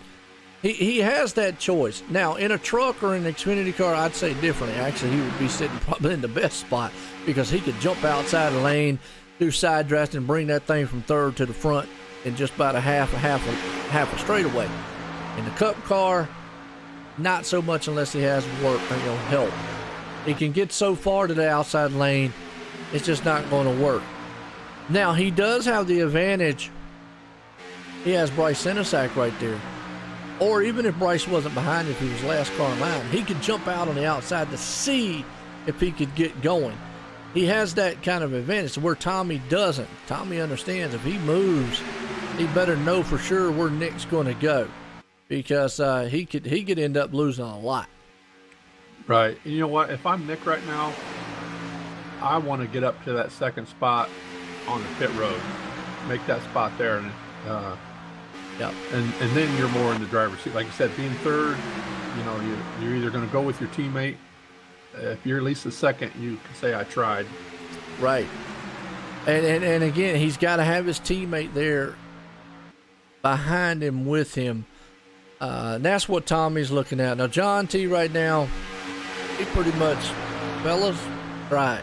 And then pretty much all he can say up front, it's just like, okay, guys, well, if y'all can make it around me, make it around me. He knows it's going to take work to get around him. Now, with that said, we have not seen it all night long, and I'm not saying that it's not 100% unattainable. Could Tommy get enough run on the outside, inside, whatever, by himself to get just enough of a fender crossing the line to win it? Sure, but you're going to have everything aligned, all your marbles, man, and all together in order for that to happen. And right now, you just saw, I don't know what John T. did. Like he just hopped up and maybe, I don't know there. I don't know why you'd want to get out of first place. Maybe to hear me up here talking. There you go. Yeah, that's interesting. I mean, they're all teammates there, but it looks like it was something done on purpose. It wasn't. Like Yeah, that was not anything. he didn't make a mistake. He moved up. He let them go. I mean, that was a team move right there. I mean, nothing wrong. I don't condone or anything. Now, I will say this. I question the move. Why in the world would you want to go from first to third, especially in the Cup car? Because there is no bonus points. There is no points here tonight. There is no for leading laps or whatever. Right. You know, I'm kind of questioning that one. If he's in the top three, it'll definitely be something we'll need to ask him, because he just went from $100-some to nothing. Yeah, I mean, if that right there cost him the race, that right there, I mean, obviously they've got a plan. They're down there talking to it in their own team channel. That right there tells you they're communicating and they're working together, so that they're trying to feel something out. Maybe, John got tired of leading. I don't know. Well, hey, I'm kind of curious about what Senesac's doing there. He's kind of dropped off a little bit. Still seems to be with him, but he could be he could have a little play in this too if he goes according to at the end on who he goes with. He's a teammate also there. Obviously, though, being a couple laps down and whatnot, he's the one that. Again, we talked about this earlier. These cars were so hard to hold on to the draft. Being that tail end car, they're already sitting right there. He's losing the draft. He was a tail end car. Now, he probably lost a little momentum when John did what he did, and that got him off his game, because that seems like that's when he lost it. We'll see if he's able to keep hooked up to the back bumper there. The only thing I can think of is maybe John's testing the water and said, okay, look, see what my car feels like behind somebody,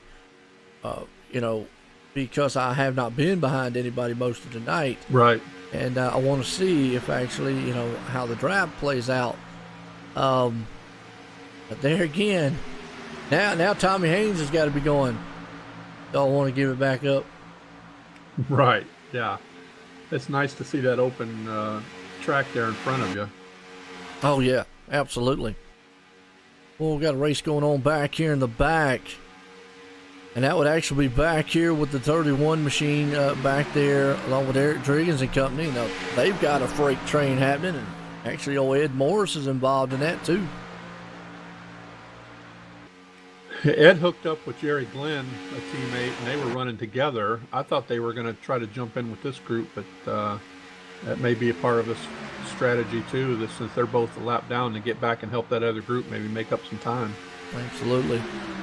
Again, man, it kind of gives us a good, kind of cool here. We're able to watch and give you a perspective with the top 3, 4 running up front, but then also watch this pack back here in the back.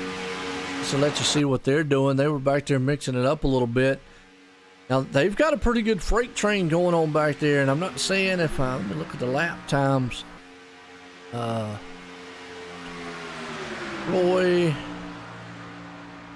Roy, Cameron. Trying to look back over Michael Thwaites and them. They're still a little bit off the pace from what the leaders are. So just have to see. Again, we talked about fuel earlier too. Remember, Mike? We talked about maybe that's what John T was looking at too. Maybe he was pushing too much fuel out front. Yeah, I mean, he was the plow there for that group there. But looking at, I have Roy's last lap at 45.004 and the leader at 45.091. Yep. So it's a little bit quicker, but that's going to take a long time to make up any. Yeah, he's 22 seconds back. I was just looking at that, and I was actually looking at what Eric and them are doing. They're a little bit off, and now they just actually went a little faster. They're 44 seconds as opposed to the front line there, 45. But they've got a freight train happening there, so if they all stay in line, they're not that far back 6 seconds. It is obtainable. It's doable to make that time up here. You got 3 cars up front. There's another thing I've really not researched a lot of too, is how many cars it takes here on iRacing. Because we've always heard it in NASCAR. Oh Lord, if you've got a whole line of cars, they're going to freight train by 2 cars. don't know how much that plays a factor in iRacing or not.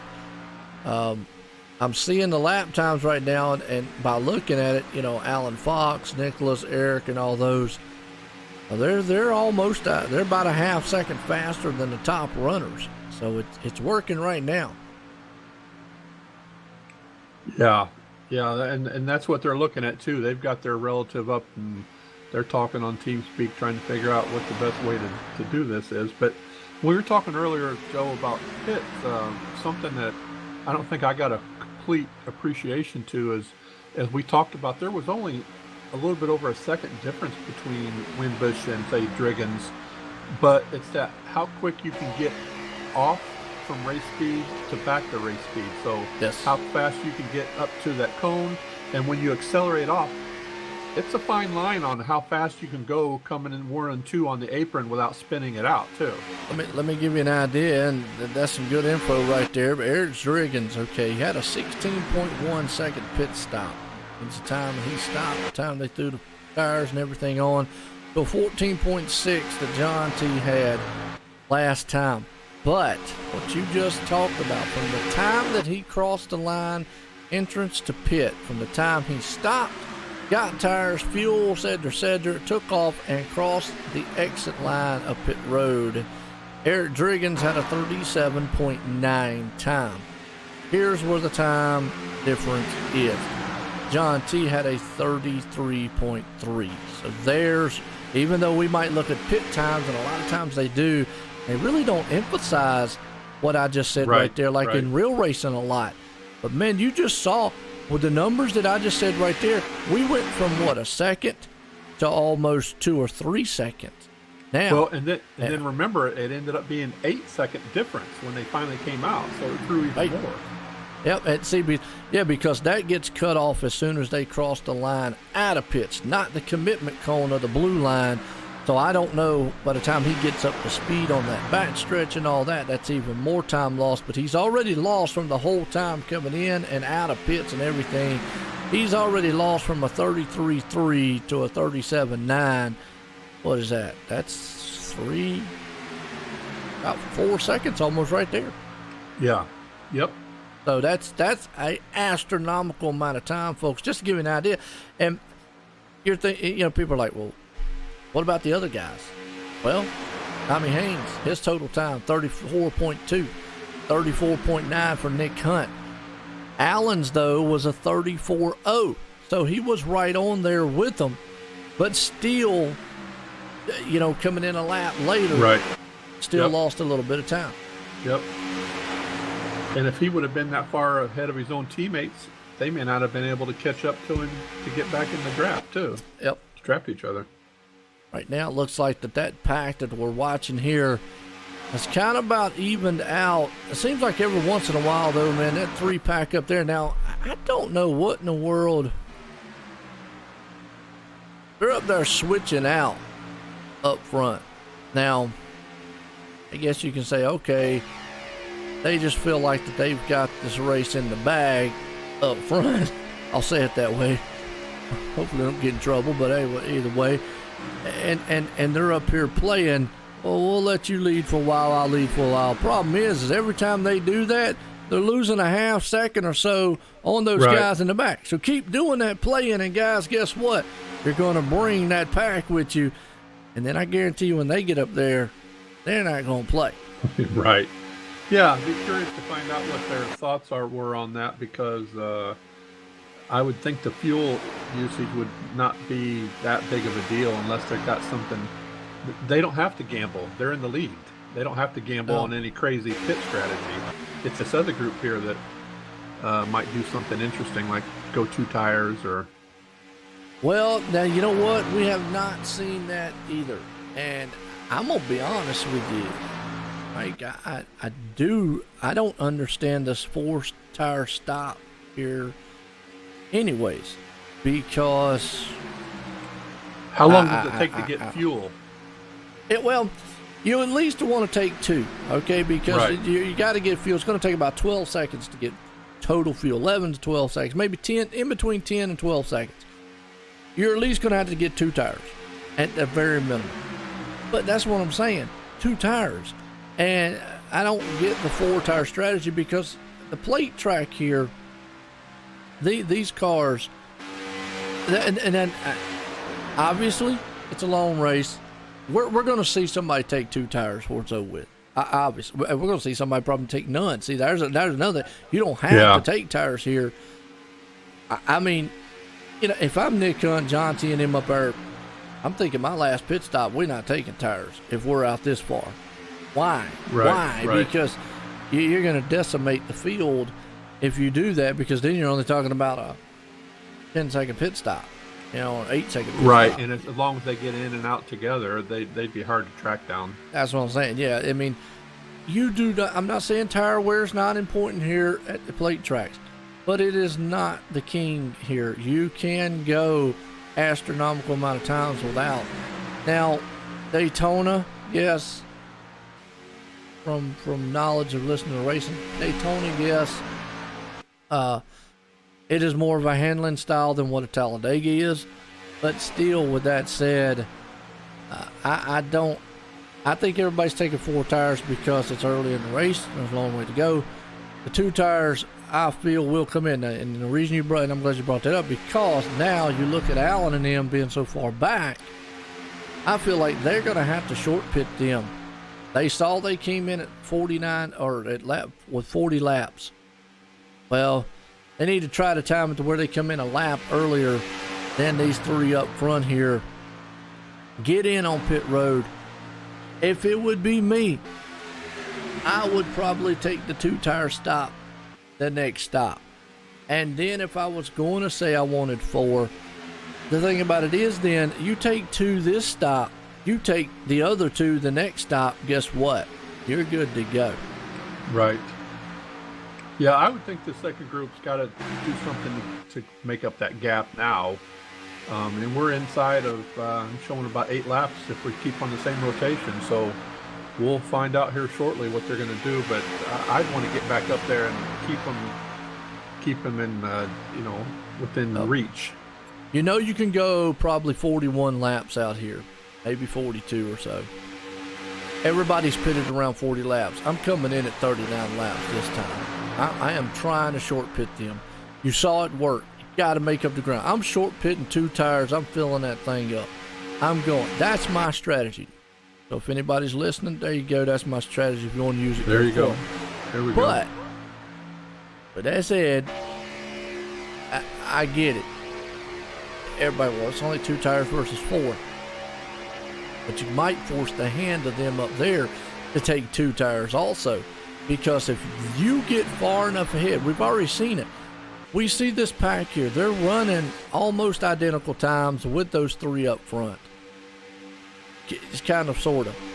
But the thing about it is, if they get out front there, they're not making up much time difference here. So they got to do something drastic.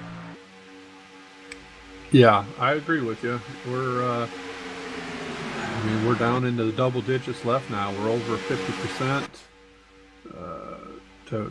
The race is laid out now. Everybody, we know exactly who the cars are to beat, and it can be made up on pit road just as easy as it was lost. And here's another thing too with this pack here, what they're battling with also. Take nothing away from the drivers in there, and they have all the right in the world to be on the track, but you've got some of the lap down cars. And Ed Morris, unfortunately, I know he's fighting, but he has damage. No, it's probably not going to be the most popular thing to say. He's probably hindering more of their progression right now where he's at between Nicholas and Allen than he's helping. Again, hey, he wants to stay on the lead lap. I got no problem with that. But, and the flip side, the top 3 guys, they have nobody there in them. They're all 3 teammates clean, and they're hooked up and they're running. As opposed to here, Allen, Eric, and all those guys, and Nicholas, they can't get hooked up because they do have a couple there of the lap cars in between them. And I know everybody's like, well, Joe, they can, sure they can. And they got just as much right to be on the track. I'm just saying that right there is one major hiccup in this pack as opposed to the top 3 cars. We've got Stewart coming down on the pit lane now. He was 4 laps down. I thought he was going to try to hook up with that lead group, but have to keep an eye and see if that makes anybody else want to jump in. But he's 4 laps down, and he was running by himself, so he's probably using a lot more fuel, being completely buried down himself. Yeah, no doubt. Yeah, I just see these top 3 guys. Like I say, they got no hindrance to them. They could pretty much run their own race here. If Nicholas Allen and Eric could get hooked up, Michael would get all hooked up back there, nose to tail, single file. They might be able to make some ground, but I see the times here. 1 lap they're pretty quick, the next lap they fall back, kind of up and down thing. And again, it's due to the fact that they're dealing with the other cars in between them and so forth.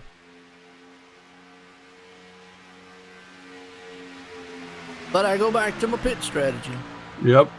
I got to go back. I mean, that's what makes this interesting and fun to watch. Yeah, I mean that right there, I think is going to be the key. You mentioned it. I think it's going to come down to the pit strategy. If they come into pits like they did the last time and put 4 tires if they do the same thing they did last time, forget about it. This race is over. The top 3 guys sitting out there right now, one of those is going to be your winner, unless they wreck or something drastically happens. But I've seen crazier things. This group here, the Apocalyptic guys, are going to have to. Right now, they need to be as a team on the horn going, okay, guys, what is our strategy? We're all right here. When do we come in? Me personally, I'm coming in here in the next lap or so. 2 tires stop, everybody. Fill that thing up, fuel as much as we can go. Get back out there on the track. Yeah, I know it's early and whatnot, but what that does is that sets you up for your last pit stop. Granted, as long as there's no caution, it sets you up for your last pit stop of, well, guess what? You don't got to take 4 tires. Take 2, because if you take 4, you still can set yourself up for 2 later on. It's just I think you're going to hurt yourself. I really think, I say Apocalyptic, that's their game plan, but then again, it could be the same game plan that the performance guys got up there too. 2 tires this time, 2 tires next time. Yeah, like, as you mentioned, we've got a few more pit stops left, and I know that them guys, that TeamSpeak channel is going crazy right now, but they all have to be on the same page because they want to come out together too. Yep. Let's see if they come in right. Let's see if they come in right now. There we go. John T and them, yeah, they did. They see, look, they did not waste time this time. You come into pit road. Oh, we got a car off. That looks like one of the top guys there, or somebody's off on the. Who is that? On into the grass. 98 Jerry Glenn. Is Jerry Glenn? Okay. I'm showing on my map thing here. I'm showing 98 slow there across the start finish line. Yeah, he went across. Let's go back on the replay. He's out there spinning in the grass, and he was several laps down to begin with. But yeah, came in the pits and locked it up, lost it. Yep. Well, here in a second, I'll be curious to see your stats there on that time in and time out there, because yeah, I'm looking at it right now, and I'm gonna tell you what, I do not know what happened to John T. Wimbush, but he evidently had a penalty on pit road. Yeah, because he had to have a penalty because he had a 30-second pit stop. Now, that's what I'm saying. Just anything can happen in these things, and pit stops definitely are the killer. Now, he is without help. Now, he has Michael Thwaites right there with him, but John T. Wimbush is in all kinds of trouble now, as he is, wow, that. Yeah, that's what we said. We still have 80 laps to go. This is going to be as the world turns here. We got interesting, because that's John got split from his group. He got split majorly from him right there, and that is going to hurt because he's definitely way off the pace. So wow, what a return of events there. He had a 30.4 second pit stop. 49 time total, so he definitely had to have some sort of penalty on pit road. Hey, mental mistakes sometimes will kill you. Yeah, and I saw that the 98 car, I'm not sure if he's going to be able to make it around. And if he stops, will that throw a caution out? 98? Yeah, he's not, Jerry Glenn has not made it around. He's not quite to the pit lane yet. So he must have spun past the pit entrance. Yeah, he is. He's on the apron. He's off the surface of the track. So he may have to call for a tow, but not bring out a caution. Then. Well, that would be... All right. I think he's going to make it because he's right there at pit road. He's far enough off the track. It should not throw a caution. But if I was race control right now, I would be telling him, you can't make it, you hit tow. Because... Right.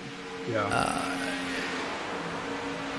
You don't want to, you don't want to make the outcome of this race, but he's definitely going to make pit road, and there's not going to be no problem. He's right there on it. Just unfortunate for him, but yeah, it was a good call there. That would have been close. Yeah. Well, Joe, we got the drama we wanted because look at 3, 4, and 5. The AMS guys are right there, 2 seconds running together, and there's only 2 of the performance guys up front now. I just saw that, and look at it. They are running them down. I said before, if they all 3 got together in a line and hooked up, we saw it earlier with the guys up front with the performance, Nick Hunt, Tommy, and John T. When they were by themselves hooked up in a line with no other people around them hindering them, they were good to go. Now you've got the Apocalyptic guys, and if you look at lap times, they're splitting it. They're actually 44.7 lap times to 46 lap times up front. They're running down the top 2. We're about to have a 5-car battle up front. Well, Joe, your job just got a lot more interesting here, which is what we want. I mean, we want it. We're going to have some more drama here. The way this is going to, and we've got 2 more pit stops to go. Well, yes, we do. And here's the thing: is you're going to see them come around them because they're going to have the momentum. Now, I would say that 44 needs to stay up there with them and keep pushing. Don't drop down to the inside. I mean, it's your teammate. It's your team there, and you've got to stick together as a team. And that's the thing. I don't know the Apocalypse. The performance guys, I got to give them credit there. They're going to stick together as a team. I don't know how well this Apocalyptic team was formed or whatnot, but they definitely need to stay together as a team.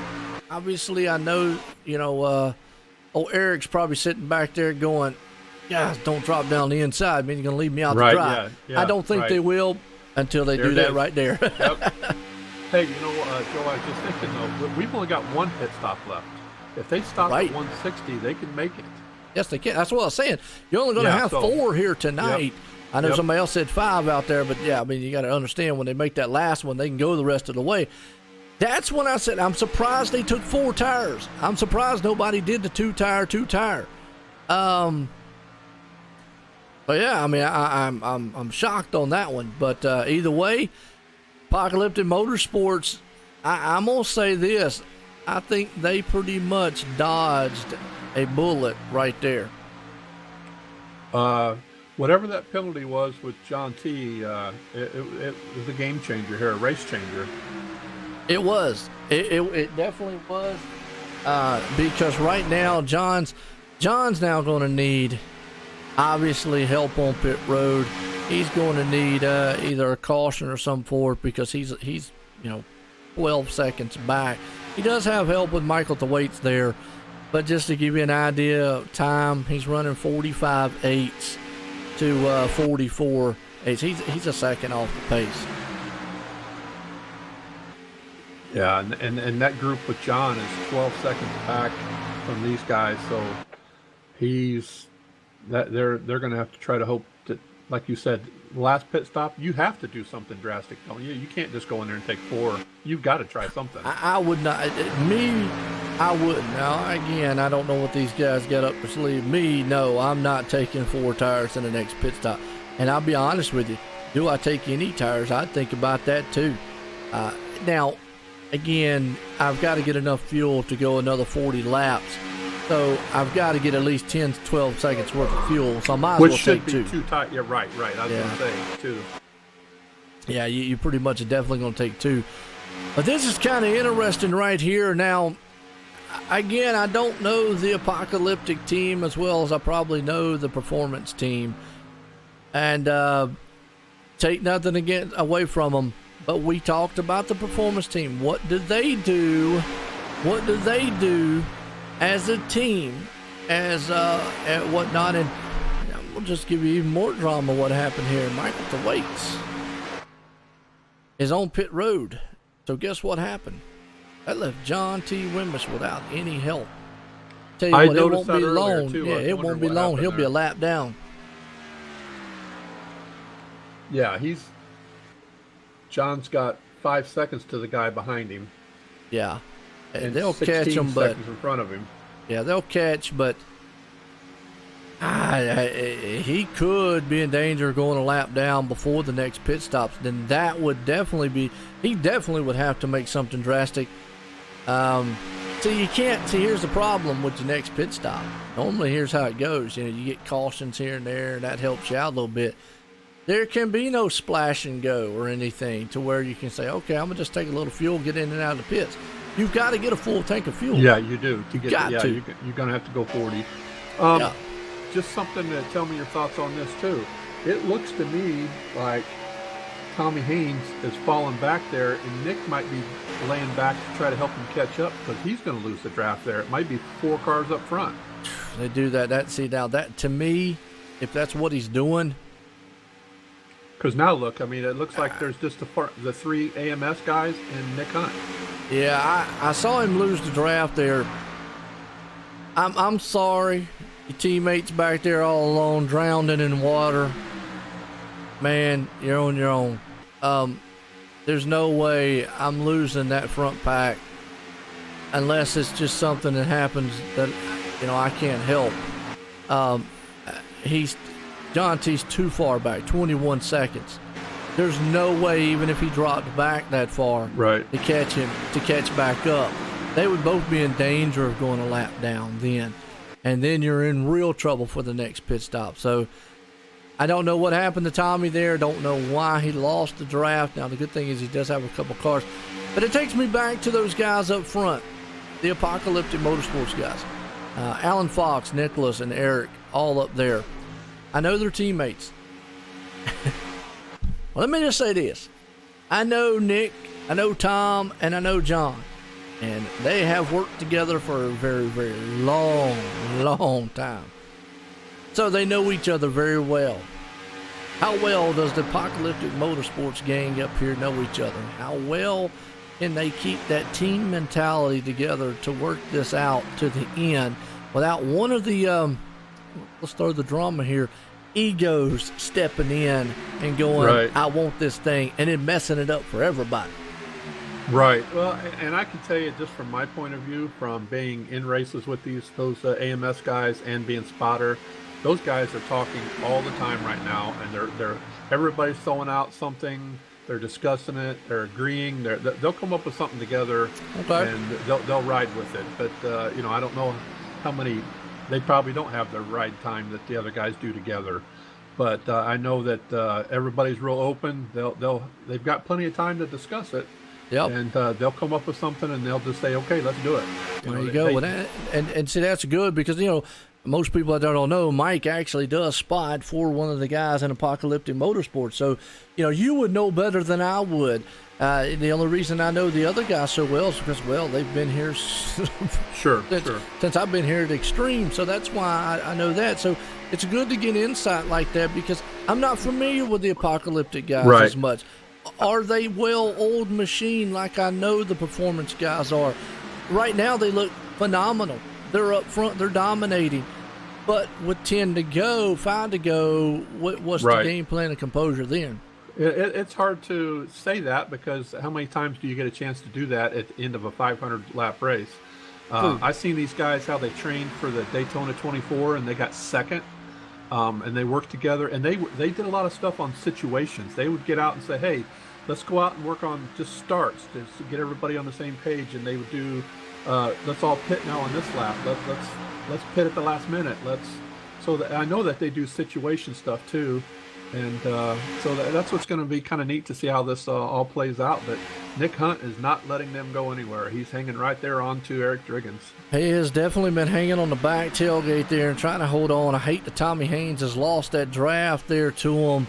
He's falling back. Now, he's gotten behind. There's a couple lap down cars there, Ed Morris and so he's actually able to hang on to the draft a little bit. John T., though, now he's actually caught. John T. was actually able to get up there. He's back in ninth. He's actually caught with Roy, Cameron, and Joshua and them. So that's going to help him, not hurt him too bad, because actually that pack is actually running just as fast as the leaders are. Right, which is not that bad, but they're also not gaining either. So they're about a little under a half a lap, I guess, behind. Yep. Well, yeah, because it looks like one lap they're fast, the next lap the leaders are fast. It's kind of like a back and forth seesaw battle between the two here, and that's so frustrating. You're back here, you got a fast car, typical plate style racing. One lap you're good, one lap you're not, et cetera. Yeah, you've been watching us like I have. The number one car there of Nicholas Roman. Boy, he really is getting up on that back bumper of Fox a lot more than what Driggins is getting onto him. That may just be his style. It doesn't look like he's pushing him, but he sure gets tucked up under there. He does a little bit there. He's staying off of it. He's definitely got to worry about the temps in that car. Doesn't want to blow it up this early on into the run. And you got Eric Driggins right there. I call it textbook drafting. The guys are just being very patient. Riding right now, obviously, folks, come down 5 to go, 1 to go. They're going to try to put that thing in the trunk. Yeah, 20 laps from now, it'll be 157. By that time, somebody's going to need to make the call, say, we're pitting at this lap. Guys, let's do it together. Let's hit our spots. Let's get out together. Let's go in together, because the last two pit stops have defined this race. It has. And right now, Allen is out front in this one with Nicholas right there in second, Eric Driggins third, and Nick Hunt fourth. Tommy Haynes holding on to the fifth place spot, who has lost the draft to these guys up front. So what was a disastrous outcome to Apocalyptic Motorsports a little while ago, and about, I'm going to say 10 to 20 laps ago, has now turned into a phenomenal outcome. But, man, I tell you, mental mistakes, things on pit road can kill you. And John T. Wimbish, it happened to him on pit road. Don't know what it was, a speeding penalty maybe or something like that. Yeah, that would have been a stop and go. Yep, absolutely. After he did his pit stop. But the one thing for sure that has to happen is those three have to go in together and come out together. Because let's just say Nick has a tremendous pit stop and comes out ahead of time. Those three could run him down in 5 laps. So yeah, those three need to come, maybe not 5 laps, but you know what I'm saying? Those three need to be together. They can't be separated. You can't have 2 and 2. And you talking about performance? I'm talking about the AMS guys. They need to go in, three together, absolutely, and come out, and not have one of them be paired up with Nick, because then you got 2 and 2. And you talk about Nick. Nick needs to think now, well, you know what? I've lost my team. I got to come in with these guys now. So he's got to do what they do. Nick cannot stay out there and hope to get paired back with Tom. I'm not saying he can't do it, but it would probably be a death sentence to try to do it, because if he said, okay, guys, Tommy and them, we're going to go 1 lap after Apocalyptic does. They're so far split up on the track, they would lose so much time. Right, yeah. Well, I see Wimbish is 20 seconds behind the leader right now. Yep. So if Nick stayed out a lap or tried to go in a lap early, he won't get hooked up with anybody. No, and that's what I'm saying. They would definitely be just so far apart from each other. So at this point, Nick Hunt really, he's a lone wolf there for the performance. As of right now, he definitely is going to have to go in with these guys. And I'm still saying, I'm telling you, 2 tires. That's got to be the pit strat. That's got to be the call. If they take 4 tires, and they know something that I don't know. You know, I mean, definitely. I'm saying 2 tires, but for who? Everybody? Well, yeah. I mean, if everybody takes 4 tires, then they know something I don't know. Yeah. Yeah. Well, the AMS guys all have to do the same thing, whatever it is. Yes. Well, even for them being out front like they are, I still say 2-tire stop. Because if you let, let's say, Tommy or John and them do a 2-tire and make up that gap, and you take 4, I just feel, again, could be wrong off the top of my head here, but I just do not feel the 4 tires are that much of an advantage here at this track over 2 tires when you're locked up in a draft like this. If this was a Charlotte or an Atlanta or something, okay, sure. Now, this is not what Ed wants to have happen. He doesn't want to sit there and battle with Nick Hunt. Yeah, I'm not sure. Eric's been kind of, he's been lagging off a little bit there too, but I'm not sure. As you see that they switched spots, though, Roman's up front now and Fox is second. I noticed that, and that's what I was, and that's what I was kind of alluding to, as far as when I don't know the team as well. I just watched the performance up there when they were drafting. They stayed kind of right there in a bunch together. It seemed like that the guys up there were kind of lagging off from each other, and you don't want to do that too much. You want to try to stay even to maintain your pace. And I'm not saying they're not fast, because obviously they're staying up front. I just look at pit stops is going to be, this next pit stop is going to be, now, obviously if a caution comes out, man, we just throw all our paperwork out the window because everything we just said is done. Hey, what could possibly be going on here now? Why are they letting Nick Hunt by?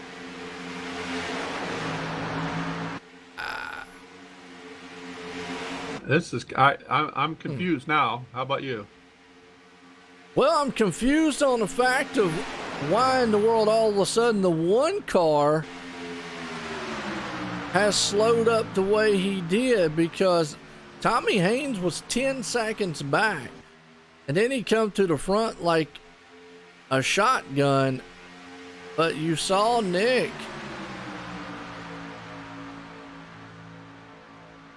Did he let out of it? I mean, because that's the only way that he would, that would, I mean, I'm sorry to say it that way, but that's the only way that would have happened. I'm sorry. There's no way.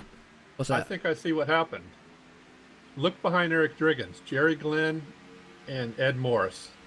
Right, but they got damaged. There's no way that they pulled Tommy Haynes up there to that pack. No, but I'm saying they have maybe a group of 5 now that they could do something with. I don't know. I mean, that's taking a gamble. But you they were 10 seconds back. 10 seconds. Okay, they made 10 seconds up in like a lap. The only way that happens is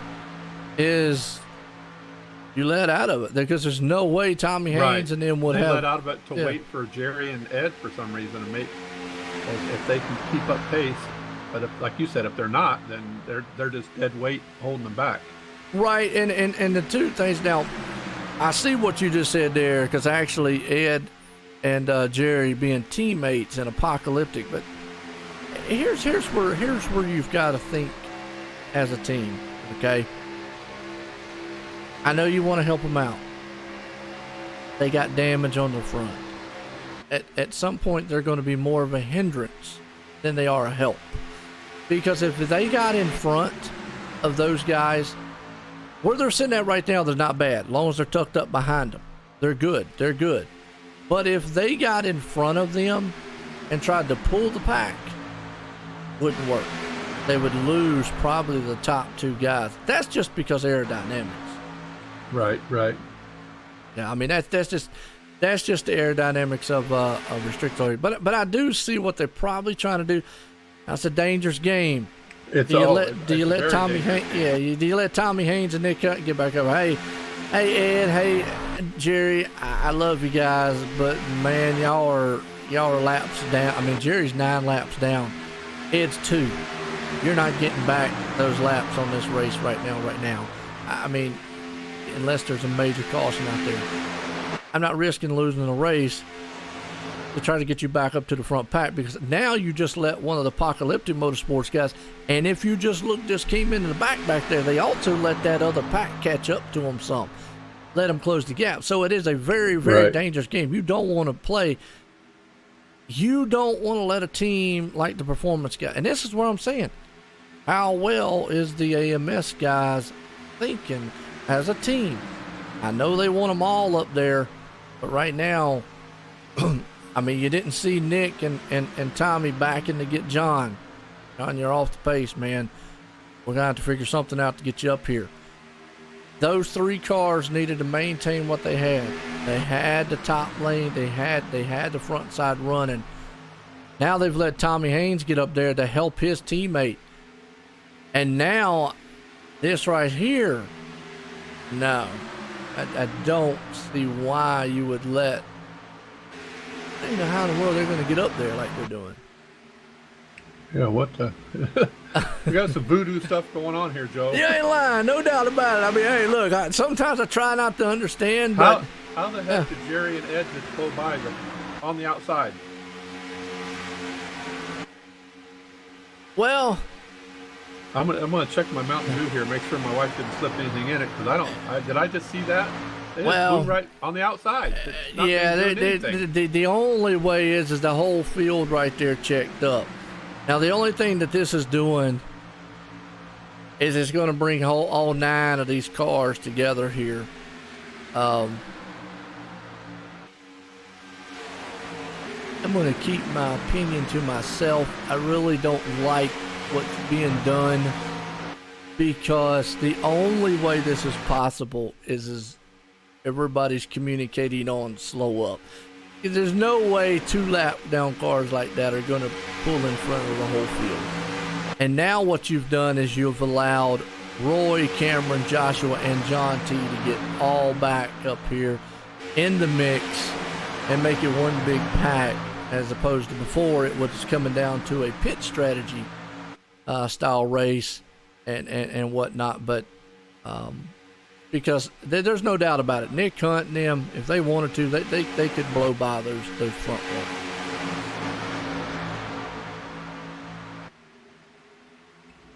Yeah, I'm just looking at the laps, man. This is it's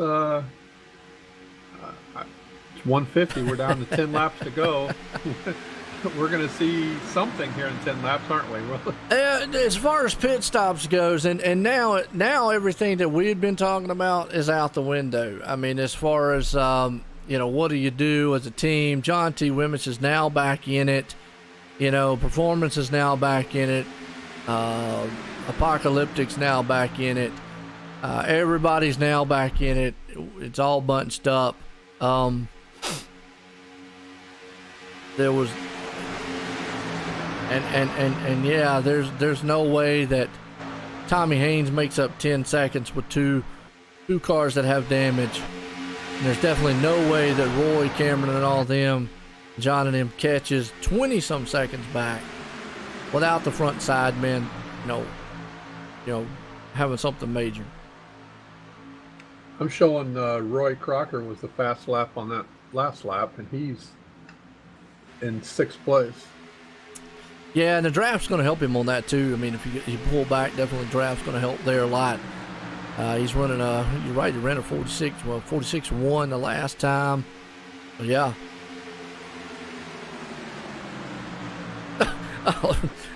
I hear you, Oliver. Yeah, I mean, it's thrilling for us to watch now, because obviously we're going to have it. I love the strategy aspect of it, to see what these teams was going to do. But now it's pretty much everybody's going to come into pit road. As long as you don't make a mistake on pit road, we're all going to be jumbled up together, and it's going to be team versus team. We've had a mistake each pit now, right? And we've had penalty. We've had Jerry Glenn sliding. We've had... If all these guys try to come in at once, I mean, we might catch the grass on fire or something. We could. I mean, yeah, you just never know what's going to happen here. Now you're going to see, man, Roy back here. It's going to bring that high line. Let's see if he can bring it to life and go around the Apocalyptic guys. I think that. if you're thirsty, anybody, you might want to go grab a drink, because in 6 laps when the pit stops come in, this may be the setting of the race here. Get a drink, call the kids to the TV, make sure that dog's back inside. Get that out earlier. Oh yeah, absolutely. Joe, make sure your wife's in the other room. So she Can't don't hear yell you. at you. We're good. Oh, okay, there we go. You know what I just saw right there? Jerry Glenn's out front. Ed Morris is out front. You just saw Roy, Cameron, and Joshua blow by them like they were sitting still. Which is common because obviously Jerry and them's got a lot of front damage. I feel like they're hindering that pack more than they are helping them. Now there's Ed up high, getting out of the way.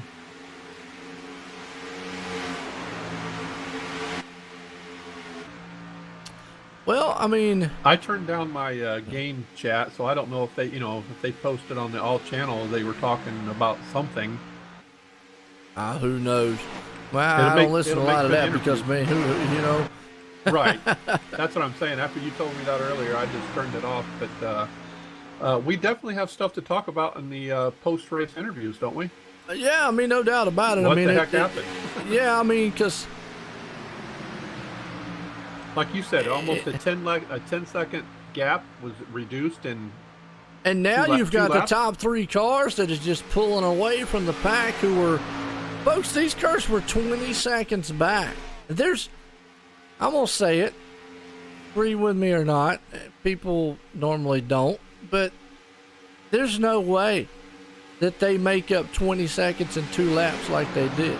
There's no way that they make that time up. Now, I know Wendell out there is loving it because Roy's leading, and that's cool. I ain't got a problem with that. It's good to see him up front leading. He's in a Ford like that. But, I mean, still, I go back to that. They were 20-some seconds back. Not going to happen. And what they do, turn on what I heard somebody say this, turn on the DSR.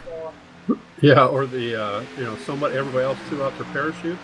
Absolutely, because they have just run away, and now Nick Hunt's 4 seconds back. I mean, he's lost the draft to him, and those guys are just like gone up front. I mean, it's no way. Now we've got the whole pack, and then look at this. You've got Nick Hunt, John T. Wimbish, and Tommy Haynes, and the Apocalyptic guys are behind them. So, yeah, I don't know. Well, I don't know. we're I think you go 42 laps, and we're in that window now, so we'll see what happens in the next couple of laps here. If you can stretch it. Yeah, because I'm gonna say you go another 3 laps. You got 43 to go. If you go most of these guys is 38, 37. Yeah, I mean, if you go another 2, 3, yeah. They saw the light, amen. Which is, yeah, they must have.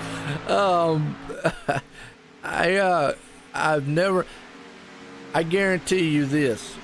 I guarantee you, Mike, if I don't know what you got going on tomorrow evening, you won't see that tomorrow. You won't see somebody making up 20-some seconds with the field up front running single file. It won't happen. Won't happen. Yeah. But if I do it, I'll let you know. Yeah, definitely. Because I'll be the one having to do it. All right? Alert the media. Yeah, because I'll be the one back there probably 20 seconds off the pace going, all right, I'm just back here cruising. Now it's time to go. All right, putting the afterburners on. Meow.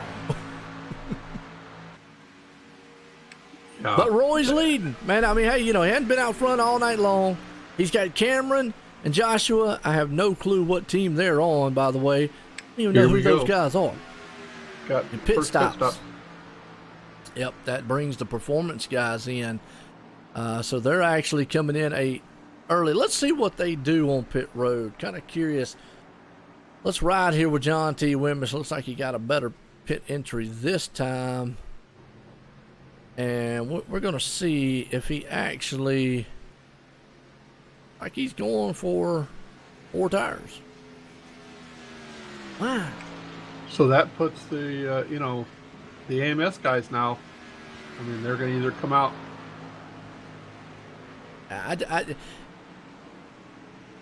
4 tires. I just don't get it. What is this 4 tires? I don't.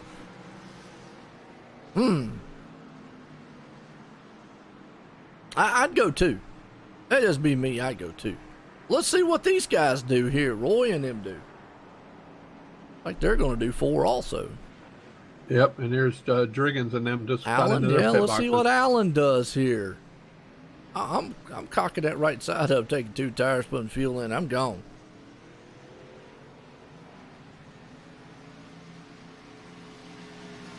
See, I don't get the 4 tire stop thing. I really, really don't. Unless they just know something and I don't know here. I just don't see how that is that much faster. The problem is John T. Wimbish and him is going to come around Roy and them, and they pretty much just, if they go by them, handed this race back to them. I just saw Roman driving in the grass. Roman. Roman, number 1. Number 1?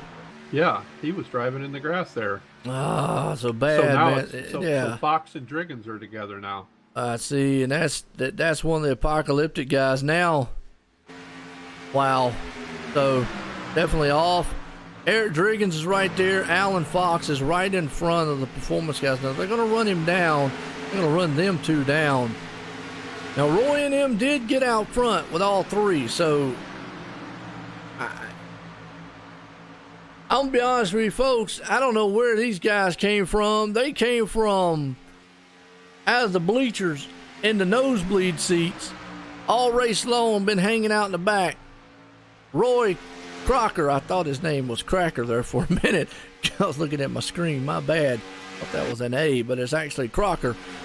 And man, that dude just come out of nowhere. Him and Cameron and them, and I'm trying to look here at the TeamSpeak. I don't even see them in the TeamSpeak. Yeah, I know they were doing their pre-race meeting. They went ahead and did it in iRacing because some of those guys use. I know they were using a different voice thing than TeamSpeak, so they did their race meeting and stuff actually in iRacing. Yeah. Nobody did anything less than a normal pit stop on time-wise there. Absolutely, everybody was good pit stop wise. I mean, everybody was good and clean. I just look at.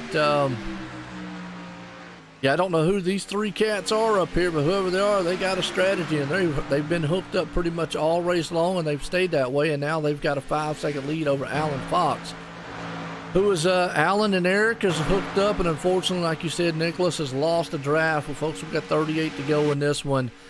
You'll start feeling the tension build up, but here's the thing. Okay, I'm going to go ahead and say it again. Let's look at the lap times here. Alan Fox ran a 45.015 to a 45.122 of Roy up front. There's 5.4 seconds difference. If you do the math on that, that is almost about a 10th difference between each of them. Okay, a 10th, folks. It would take them about 20 laps or so to catch them. Let's keep an eye on and see what happens. And how much faster can a group of 5 that are working together go than a group of 3? That's the key too. Now there's the key, and that's why I'm trying to keep an eye on Alan's front time. Now he ran a 44.9 that time to a 45.2, so that's about 0.3 faster. But now they did have to go around the lap car there, the 79, so that's going to slow them up just a little bit. So let's see what the next race is. And I tell you what, who popped in the chat? Hey, what's going on? There's Davey himself. I was glad he was able. I'm watching the race. I want to thank you all for creating the charity race on my behalf. those who are participating for the cause. Absolutely great racing and great to see you out there, man. Watching. Yeah, great. Thanks for stopping by, Davey. We're really excited for you. Well, let's These see. guys are putting on a show for sure. Yeah, and it's about to get interesting. But let's go back. Yeah, I think it was because Roy had to passing that one lap car, because now 45.231 to a 45.193. That's only about a 10th difference. So that answers your question. The 5 cars versus 3. I do not think the 5 cars make that much of a difference. And we talked about that earlier in the race. I was unsure on how well multiple cars done against, 3, 2, or 4, or whatever. Right. And we're seeing it here. That pace is maintaining 5.1 seconds between that gap right there. And to me,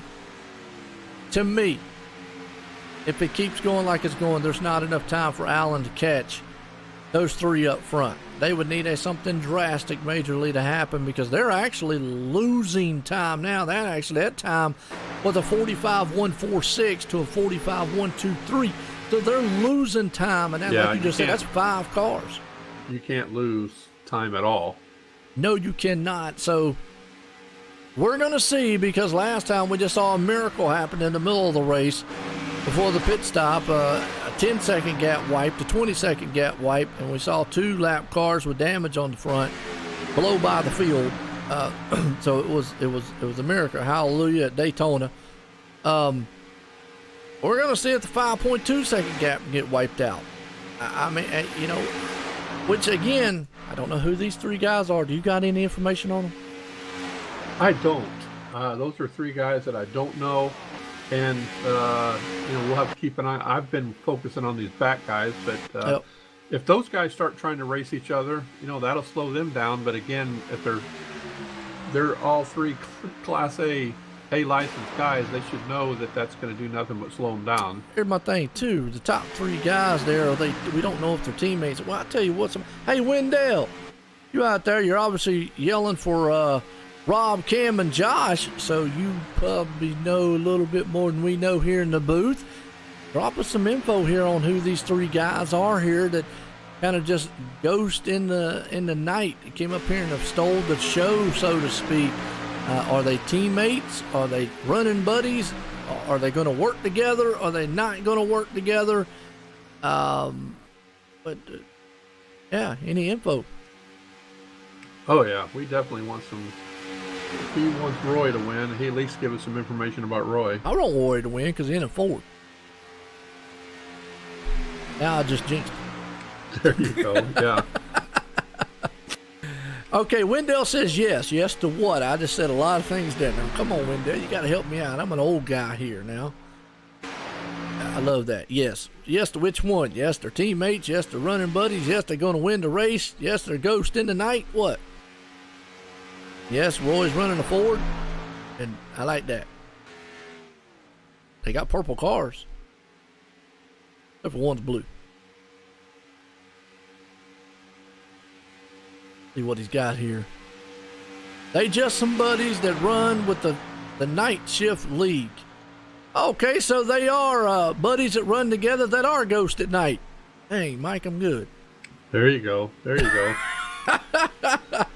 You need to start giving out lottery numbers and stuff since you can tell your fortune teller.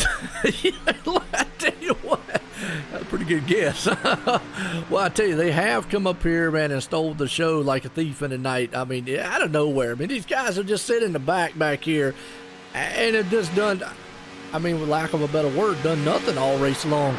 And then just all of a sudden, okay, fellas, nice seeing y'all racing. We're gone. Yeah, they're taking care of business right now. That I'm showing up to a 6-second gap now. So yeah, they're pulling away. I think the only thing that's going to help Allen and him is if caution flies. And got 30 laps to go. There's 2 things I always point out, Mike. Here is obviously the last lap. That puts an end to it. When I racing though, usually with 5 to go, if a caution comes out, that puts an end to it. So that's a little bit of difference here. Right. Yep. They'll. I don't want to see it end on yellow.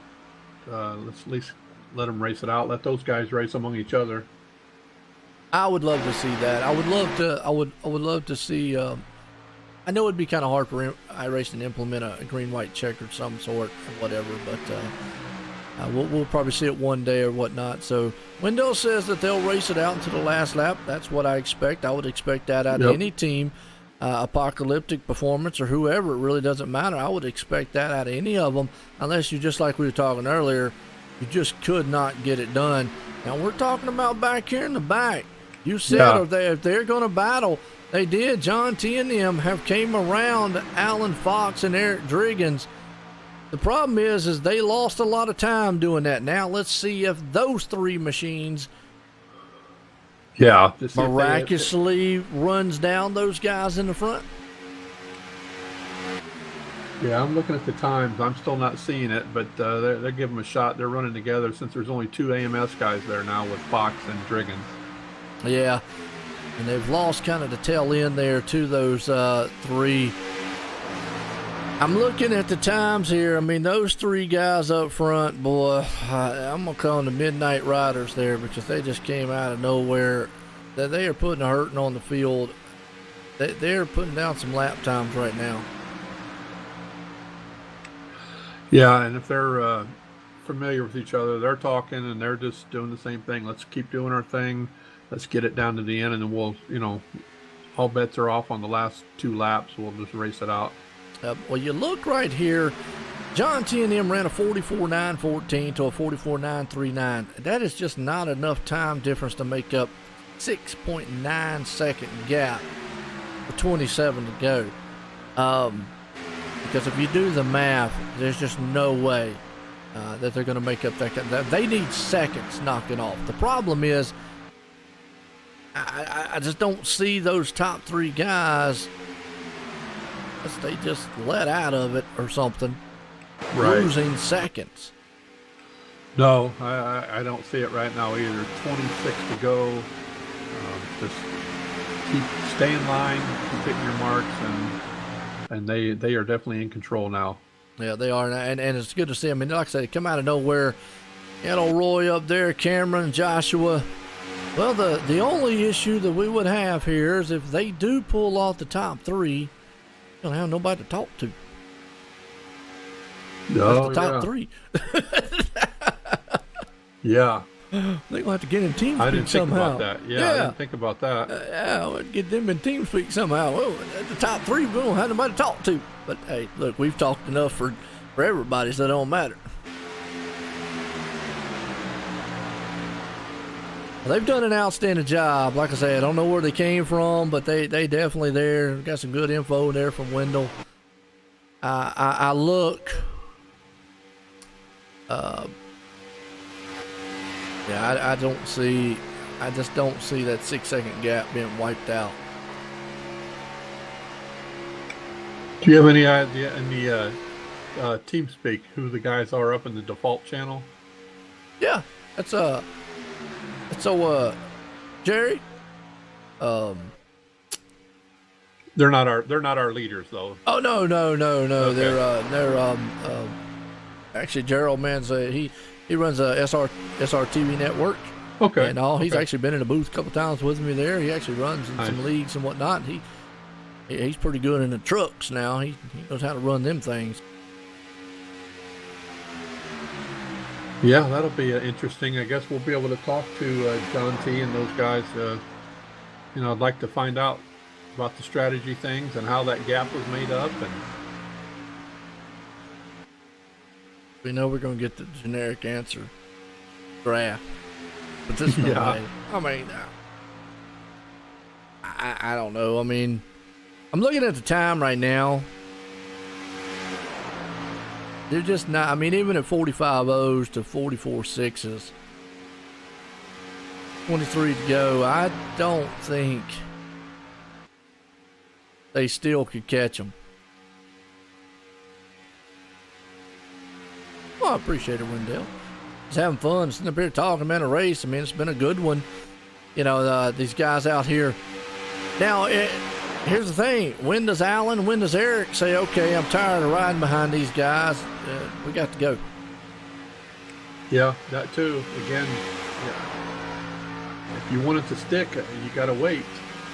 because it's going to do nothing but slow that group down. But yeah, if you want to make a better position for yourself,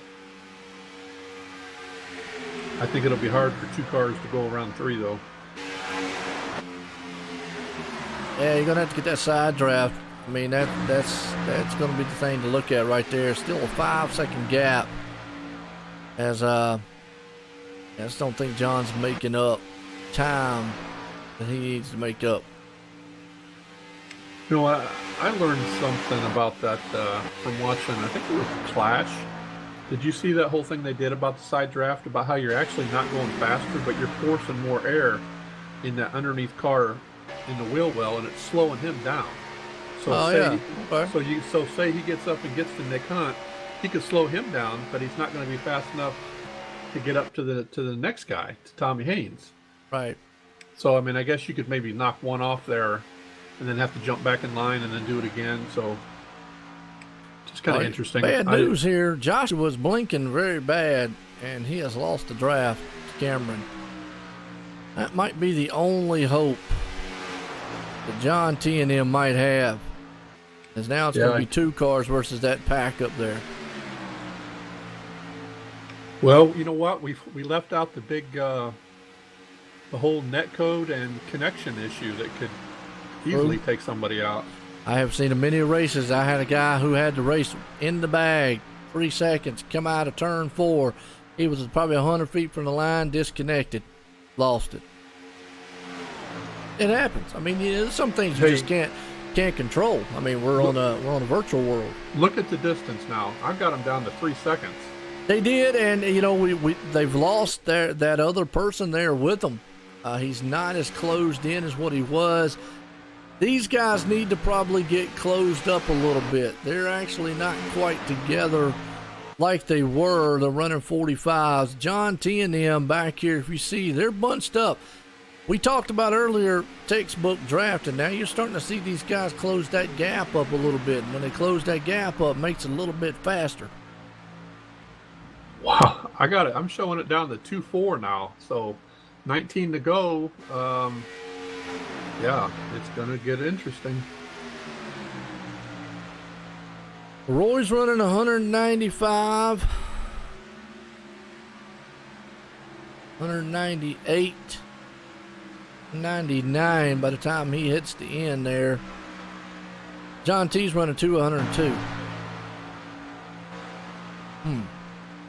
Yeah, he's down to 1.8, 1.7 on mine. The John T's running 201 in the front pack. Roy's running 197, 198. I got this little tattletale I need to bring up. What's the RPMs? That'll be another given thing here. Going down the back stretch here, riding with John T. At 8,600, 686, 203, 203, 204, 8,600 RPMs. Let's ride with Roy. He's at 8,200, 82, 83, 82. So he's like 200-300 RPMs. I'm going to go ahead and say it. That means he ain't got his foot to the floor. Can't. 8,400 on the straight. He's a solid 300 RPMs, 400 RPMs different than what John T is. And John T, and I'm not using draft as my basis here either, Mike. I'm using cars that are in the front. Now you're seeing the 14th going to push him, and now you saw him get up to 8,600 RPMs right there for a moment. So he went from miraculously 83, 84 to 8,600 RPMs. But he's going to throw a block.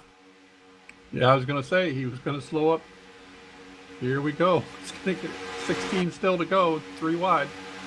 And 3 wide up front, and tried to throw the block there.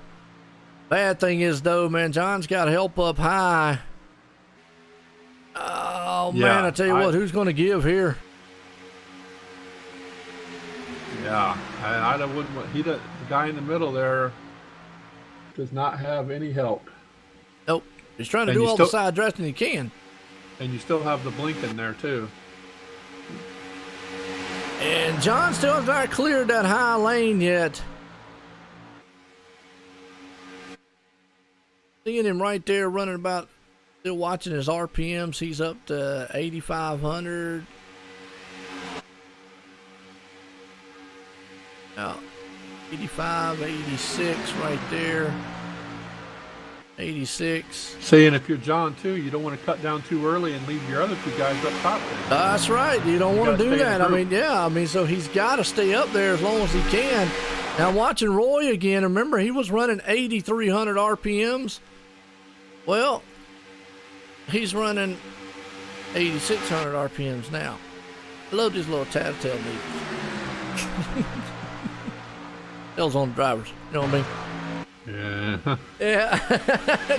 I've seen a lot of them clutching, saving fuel and stuff like that. But very interesting. You're right. John T does not want to step down too quick, because if he does, then and obviously, you know, he wants his other teammates there. But the problem is he just cannot get them pulled along with him.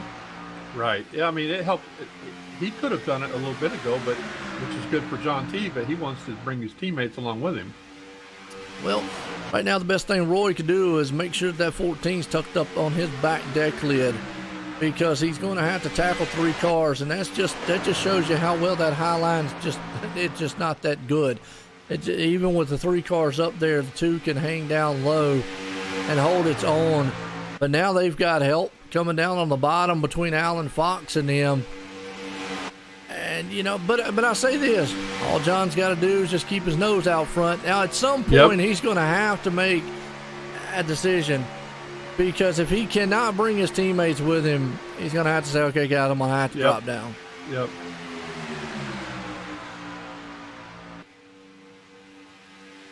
Yeah, Roy now is at 86, over 8,600 RPMs at 202 mile, 203 mile an hour. 204 mile an hour. So he went from 197 to 202, 204 mile an hour. Down the back stretch right there, just on that inside lane. John T. Wimmish is still running 202, 203.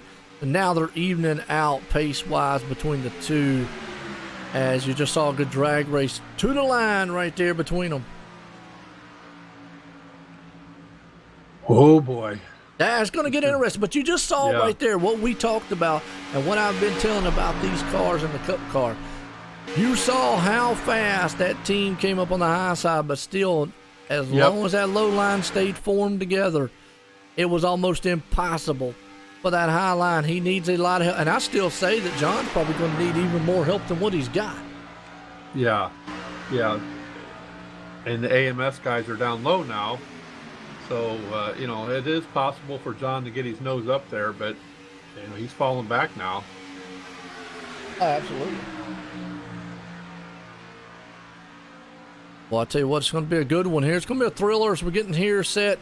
We're getting close to almost being, is it about 10 laps to go? Yep. If they come around this next time, we'll be, can you believe it, we'll have 190 laps done? Hey, blew through this one pretty good. Yeah, well, having no cautions has helped out. A couple times there we thought there would be, but very close. Unfortunately, we got some cars out of it. Obviously, Nicholas is out of it tonight. Michael DeWait's there, and Corey out of it here tonight. All those guys, men, have decided to give up the ghost and go on. Jerry Glenn, obviously, a lot of laps down Matt, a lot of laps down Matthew there also. I'm kind of curious as to, did you see anything with Thwaites, what happened? Because him and Wimpish were running together there for a while. Which one now? When Thwaites and Wimpish, Michael Thwaites came out, and then all of a sudden, he blinked out. I think he eventually lost connection. I think he eventually lost. Okay. I think he was blinking a lot. He's actually the same problem that Joshua was having. Joshua, when he was up there up the front with those guys, was blinking very heavily, and he finally just lost connection.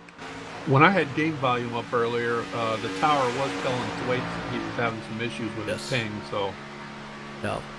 Well, I'm watching Roy now. He's out front in the pack. He is back up to 201 mile an hour and 8,600 RPMs.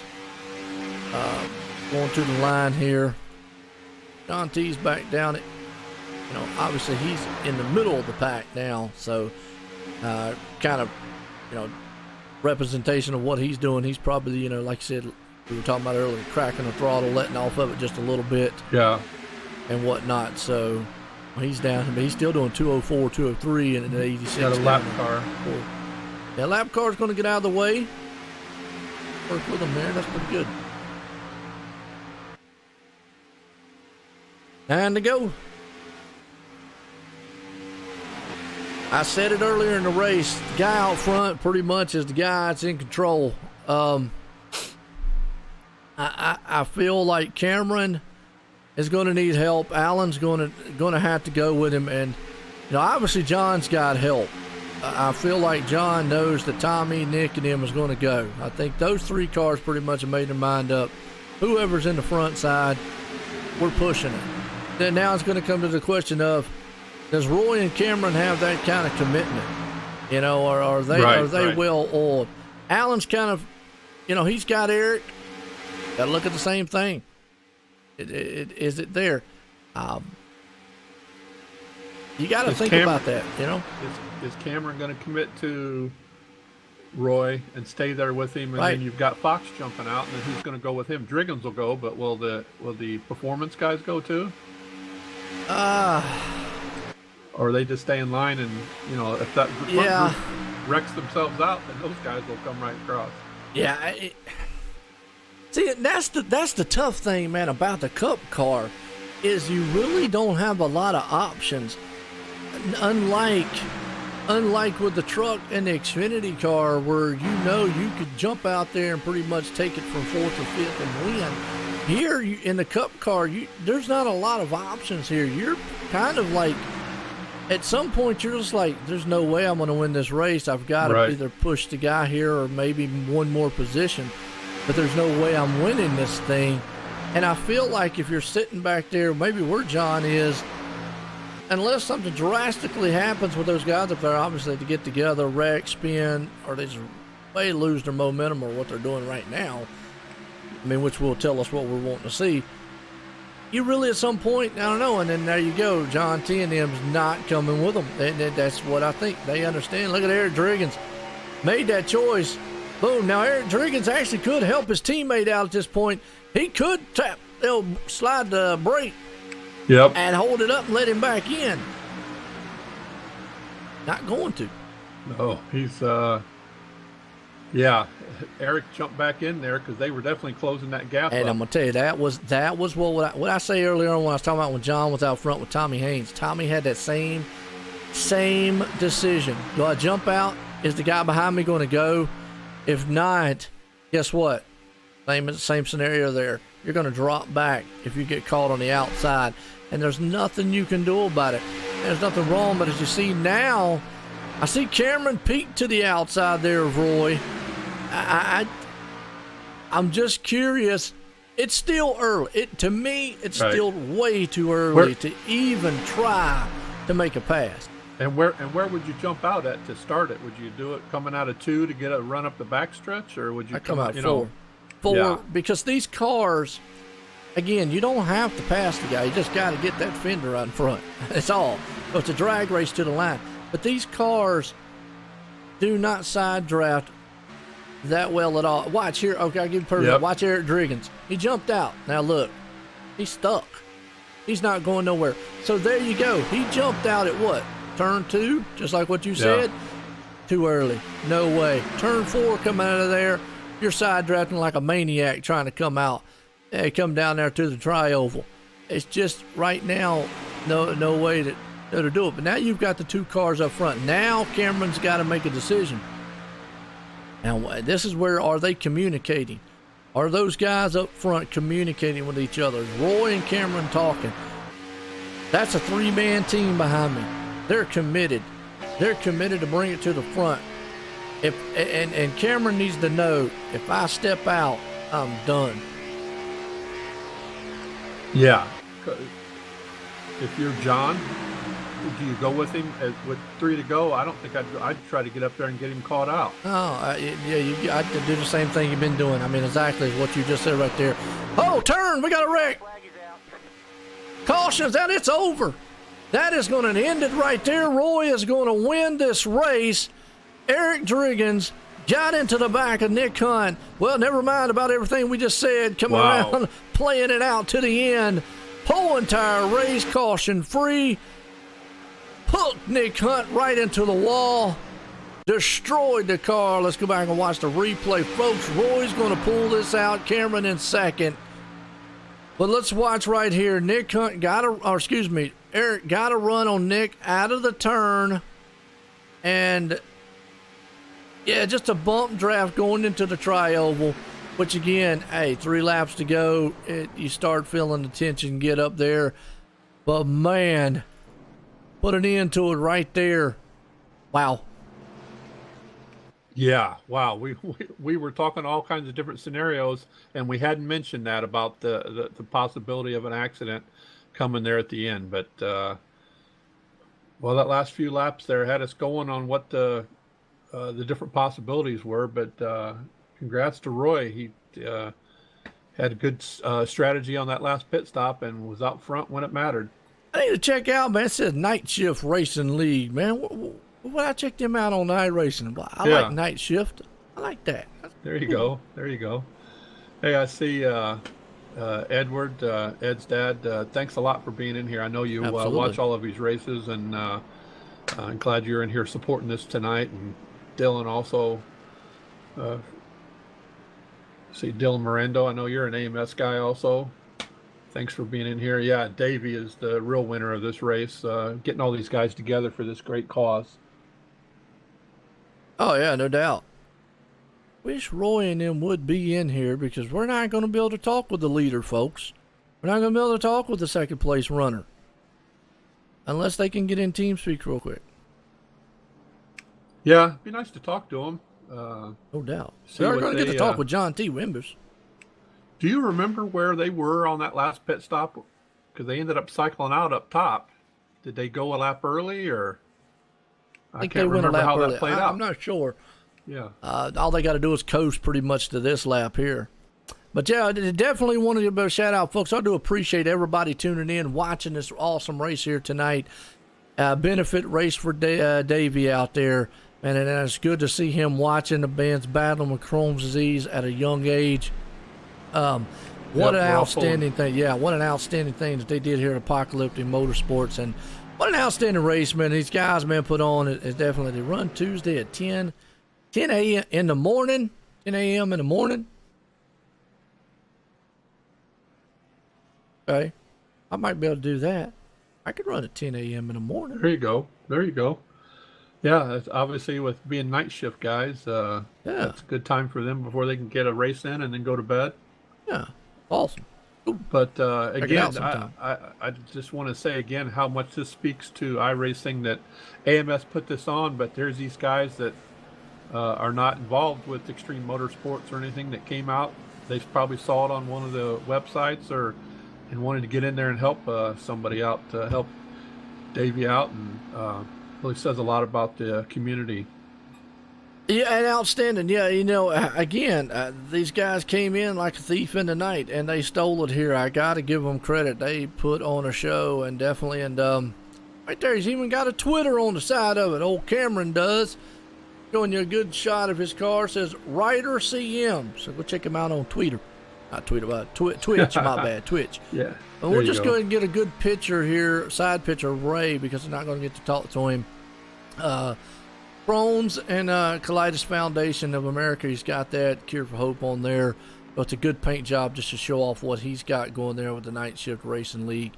But that's your winner right there, Roy. And I'm sorry, yeah, it is Crocker, but I said Cracker there at one time. My bad. My screen over here sometimes looks weird to me, and I thought it was an A. But yeah, I mean, it was a good show, and he won it here tonight. Him and Cameron McDonald right there, and definitely met him too, man. Brought it up there. Awesome. That's a great looking paint on that car there too for this occasion. Oh yeah, Crohn's and Colitis Foundations, nice looking. I think purple is their color for that cause. So yeah, really sharp. Love it. I'll tell you what. Let's. They don't have TeamSpeak. Well, they could download it. It's free. And you got how do they communicate in their league? They might use Discord. I use Discord when That's I true. spot for Ed, so it's something different. Yeah, true. I got Discord also. All right. Well, I'll tell you what. Let's bring up John T. Wimbish and Mike. I tell you what, I'm gonna let you get a talk in with him. All right. John T. Wimbish, how are you? Tired. How are you? Yeah, I bet. It's Mike Gant here. Wow, what a race there.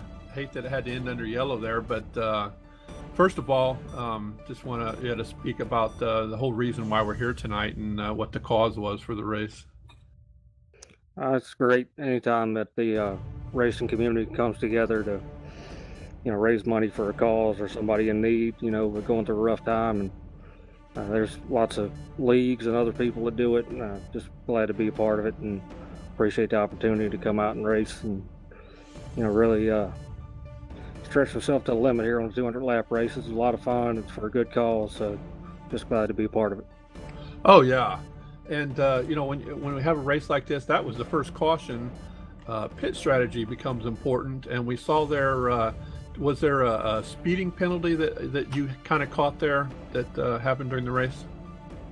Yeah, I kind of messed up a little bit, just went a little too fast. And Okay. I was fine at the line. What happened was going down pit road, I was confused because Nick, my other teammate said he was going to go to the inside and I was going to go outside. Well, he stayed outside, so Okay. it kind of put me in a weird spot there, but it's all my fault. But yeah, it kind of worked out there. And that's what we were talking about. We were looking at that first pit that you guys got out to a lead. Shows how important that is, how quick you guys were able to get on and get out. And you guys had an 8-second lead coming out with really close pit time. So that says a lot about your team there in the practice and stuff that you guys work on your pits. Yeah, I mean, pitting's really important, and you can really mess up. I know we saw a couple incidents, people losing it, things like that. You got to make sure to cut your brakes up, and getting on and off pit road here, it's part of the race too. So it's a different race in itself, and I messed that one up. But fuel mileage was going to be real close anyway, even there towards the end. And man, we were getting ready to set them up right there with 3 cars against those 2, and then the caution comes out. Yeah, what was your strategy going to be there at the end? You were just going to wait till 2 laps and try to make a run at it, or?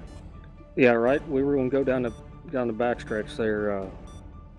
Looking back now, we should have went on and made the move because I figured the way everything had been going, we'd run this thing out. And my only concern was running out of fuel. But I told my teammate Tommy Haynes, I said, if you're behind me and I run out, you just got to keep pushing. Yeah, there you go. How much communicating do you guys do during the race among each other? For a race like this, super speedway, it's a lot. Yeah. A lot of communication. I mean, you got to know, how you're doing, especially when you're trying to get a run on the field or, stretch a gap or close a gap and, where you want to go and how you're running on fuel. We had to do a little swap there during the race because I was a lot lower on fuel being up front for a long time. Got to swap down, we really didn't lose much time. So yeah, that's what we were wondering when you guys were doing that. If I know the front guy there, I just didn't know how much on these cup cars that makes a difference. That's a huge difference. If you're up front, man, you're pedal down the whole time, and the guy up front's got to keep the pedal down and be smooth on the wheel and let the guys behind him, do the pushing and the drafting. And really the 3rd, 4th car in line's the one that saves the most fuel. So that's why we were swapping around and letting the next guy go and the next guy go. All right. Anybody else you want to thank for the evening? I just want to thank Ed Morris and Apocalyptic Motorsports for putting this race on. It's a great cause, bring awareness to Crohn's disease, and hopefully we'll have some more of these and make it an annual event or something. It's a lot of fun, and it's always nice when the community come together and put up some money for a good cause. Yep. Thank Van Noy Construction being on the side of the car here. And thank you guys for doing the broadcast. We really appreciate it. All right. Joe, you can take it away now. Well, I'll tell you what, right there, an awesome race, man. As always, definitely was interesting. Well, let's get our unofficial results order here tonight. As, man, right there, Roy Crocker puts it in victory lane. Cameron McDaniel comes up in 2nd. John T. Wimbish sits in 3rd. We got Tommy Haynes up to 4th. Alan Fox to 5th. Nick Hunt to 6th. Eric Driggins 7th. Joshua up to 8th. at Morris tonight. Bryce Senesac rounds out the top 10s. We look to the rest of it here. Well, it was long. It was awesome. It was exciting. And, man, I tell you what, these guys put on a very, very good show here. What a race, man. You got any final thoughts, Mike? No, I was going to just see if we could pull Ed up here real quick at the end here, just since he was one that do this together. Are we able to pull him up? They said trying to get the second place guy. Oh, okay. That'd be great.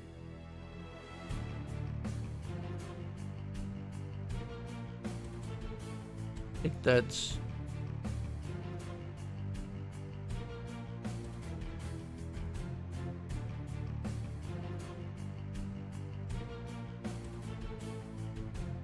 Where's Roy? Said Roy's ready.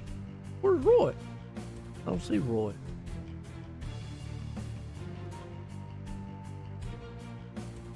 There's Cameron. Cameron in here. Bring him down.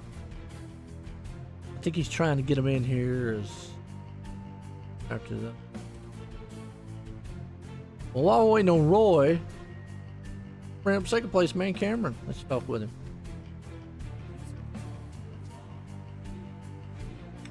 Cameron, this is Mike. Hello? Mike getting the booth. How are you doing, buddy? I'm good. How are you? Wow. How about that was a nice long evening there, huh? Oh my God, you're telling me.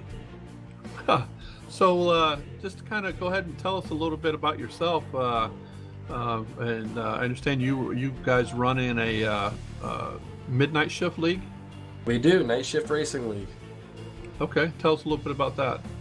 It is, it's basically a group of guys. The people that were running in the race that are part of it were me, Roy, and Josh, the number 193.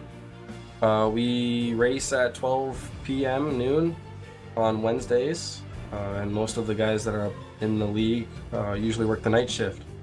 So we can't really run your typical league at 7 o'clock, 8 o'clock at night. So the guy that actually created the league, his name's Kyle Westput. He kind of just dropped into all our little open lobbies on iRacing and said, "Hey, if you guys work night shift, come talk to me and we can start up a league." Nice. How did you find out about this charity run tonight? Roy actually, he sent the link into that Night Shift Racing League Discord. Okay. And I read it over, checked it out. I said, "Hey, I'm interested. I'm free that night." Yep. And so now we're here and we're winning. Yeah, nice. So tell us a little bit about your strategy there at the end. We were focusing a lot on that Performance Motor Group and AMS, and then after that last pit stop, you guys were out on top there. So did you guys, did you pit a lap earlier than the other guys, or what was your strategy to get out front there? We actually, our strategy was kind of conned up by another one of our NSRL guys. His name's Will. Yeah, he told us to do 40, 40, 40, 40 for our pit stops. And when everyone pitted at lap 39, we still had, 1.2 laps left of fuel. We decided to push it, pedal to the metal, let's go. Unfortunately, that first pit stop kind of messed us all up a little bit. We didn't get out as fast as we would have liked to. Okay. So we were just kind of racing our race after that for a bit. It wasn't until lap, I want to say 110, when we decided, hey, we're catching these guys. Let's go.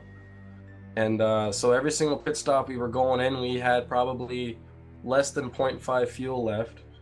And for the end there, we weren't sure if we were going to make it. And then we saw the caution. And that's when we all started screaming and being happy. So there was a chance that you guys, if it would have stayed, you may have gone out of fuel? Our math initially was we were going to be crossing the line roughly with between 0.5 and 0 laps of fuel left. Wow. So we were really pushing it when we were actually flooring it and going with those guys on the last couple laps there. We were probably crossing the line at 0, if not negative 0.1. So with about 10 to 12 to go, Joe, we recognized that you guys' RPMs weren't quite what the group was chasing you. Were you guys trying to save a little bit of fuel? No, we were, the guy behind us, the Josh guy, 193, he was having some connection issues. So we didn't really have that strong back guy taking the draft off of my spoiler to keep us up in the RPMs. We were kind of fighting that for about 5-6 laps, and that's when they were starting to catch us. What'd you think when all of a sudden they got on top of you? Oh, I was a little bit stressed, I'm not gonna lie. Sure. I was nervous. I probably got a little squirrely there, which is unfortunate. So I do want to apologize to those guys if they thought I was getting a little squirrely. But no, it was hard, close racing, and I was happy the entire way. Well, congratulations on a strong finish for you guys. Good representation for yourselves in your league. Joe here's got a little curiosity in your league too. Joe, you got anything you want to add with him here before we let him go? Then the race just came out of nowhere and pulling it off, man. Awesome run there tonight. Oh yeah, no doubt. Tell you what, man, that's second place man right there, Cameron. He did an outstanding job. Well, I'm gonna run on down here to victory lane because this guy right here, I said it out of a thief of the night here. Roy definitely did what he needed to do. Roy, Joe in the booth, got a copy? Yes, sir. How you doing today? Pretty good. I tell you what, I said, man, y'all just came out of nowhere like thieves out of the night. Lo and behold, they said y'all night shift racers. So I was like, wow, must be a mind reader. Boy, y'all just came up there and blew the field away. And Cameron was telling us though you was a little close on fuel there at the end. Oh yeah, we was. We was going to be running out between pit row entrance and start finish line, but we both agreed to stop looking at it and just keep going. Oh yeah, no doubt. You're out front right there. You might as well take it. Now, I noticed y'all just kind of hung back, and the next thing I know, y'all three came around the outside like everybody was standing still. Did that surprise y'all when y'all were able to blow by that pack like that? I wouldn't say it was surprised me. I thought they were kind of fuel conservation mode, and I didn't want to help them. Didn't want to help? Wait, well, I don't blame you. But yeah, we were curious whether or not y'all were all teammates or hung out together. And Wendell out there in the chat, he helped us out with that a little bit. But man, it is cool to see. Like you said, y'all running the night shift racing league during the day. Got some info on that one, but. How's it feel, man, to put in victory lane here at this Daytona race and for the calls we got? Well, to be honest with you, the calls, I know Ed, I know Alan, and I know a few guys that race in this, and this call is very important. I don't normally run at night, but for Ed, I wanted to. And so it's a very important cause. It was a very fun race, and we were very happy with the outcome. Oh, no doubt. You put it in victory lane. You pulled it off here tonight for the Apocalyptic Motorsports Race for Crohn's, Clash for Crohn's 500 here tonight. Full 500 miles at Daytona. You're the winner. I'll tell you what, Roy, you got anybody you want to thank? Oh, yeah. I love to thank my wife, my kids, and my grandkids, and everybody coming out and watching. I appreciate it there. Well, I'll tell you what, again, congratulations, Roy. It was awesome to see you put it in victory lane. Thanks. Well, Mike, tell you what, we did the rundown there. What a race, yep. and it was awesome to see. We're going to leave Daytona here, and it was a thriller. It ended up being a thriller. It was a good race. It was a lot of strategy played out through the whole entire race, and it was good to see Davey out there watching it. So, yeah. I'll tell you what, we're going to leave here tonight, Daytona. I've had fun. Happy to be your partner on this, bud. I've got the booth up here all cleaned up, ready for the next race. But thanks for letting me be your partner tonight. No doubt about it. I'll tell you what, for myself, Joe White, and old Mike up here in the booth, everyone out there, have a good night.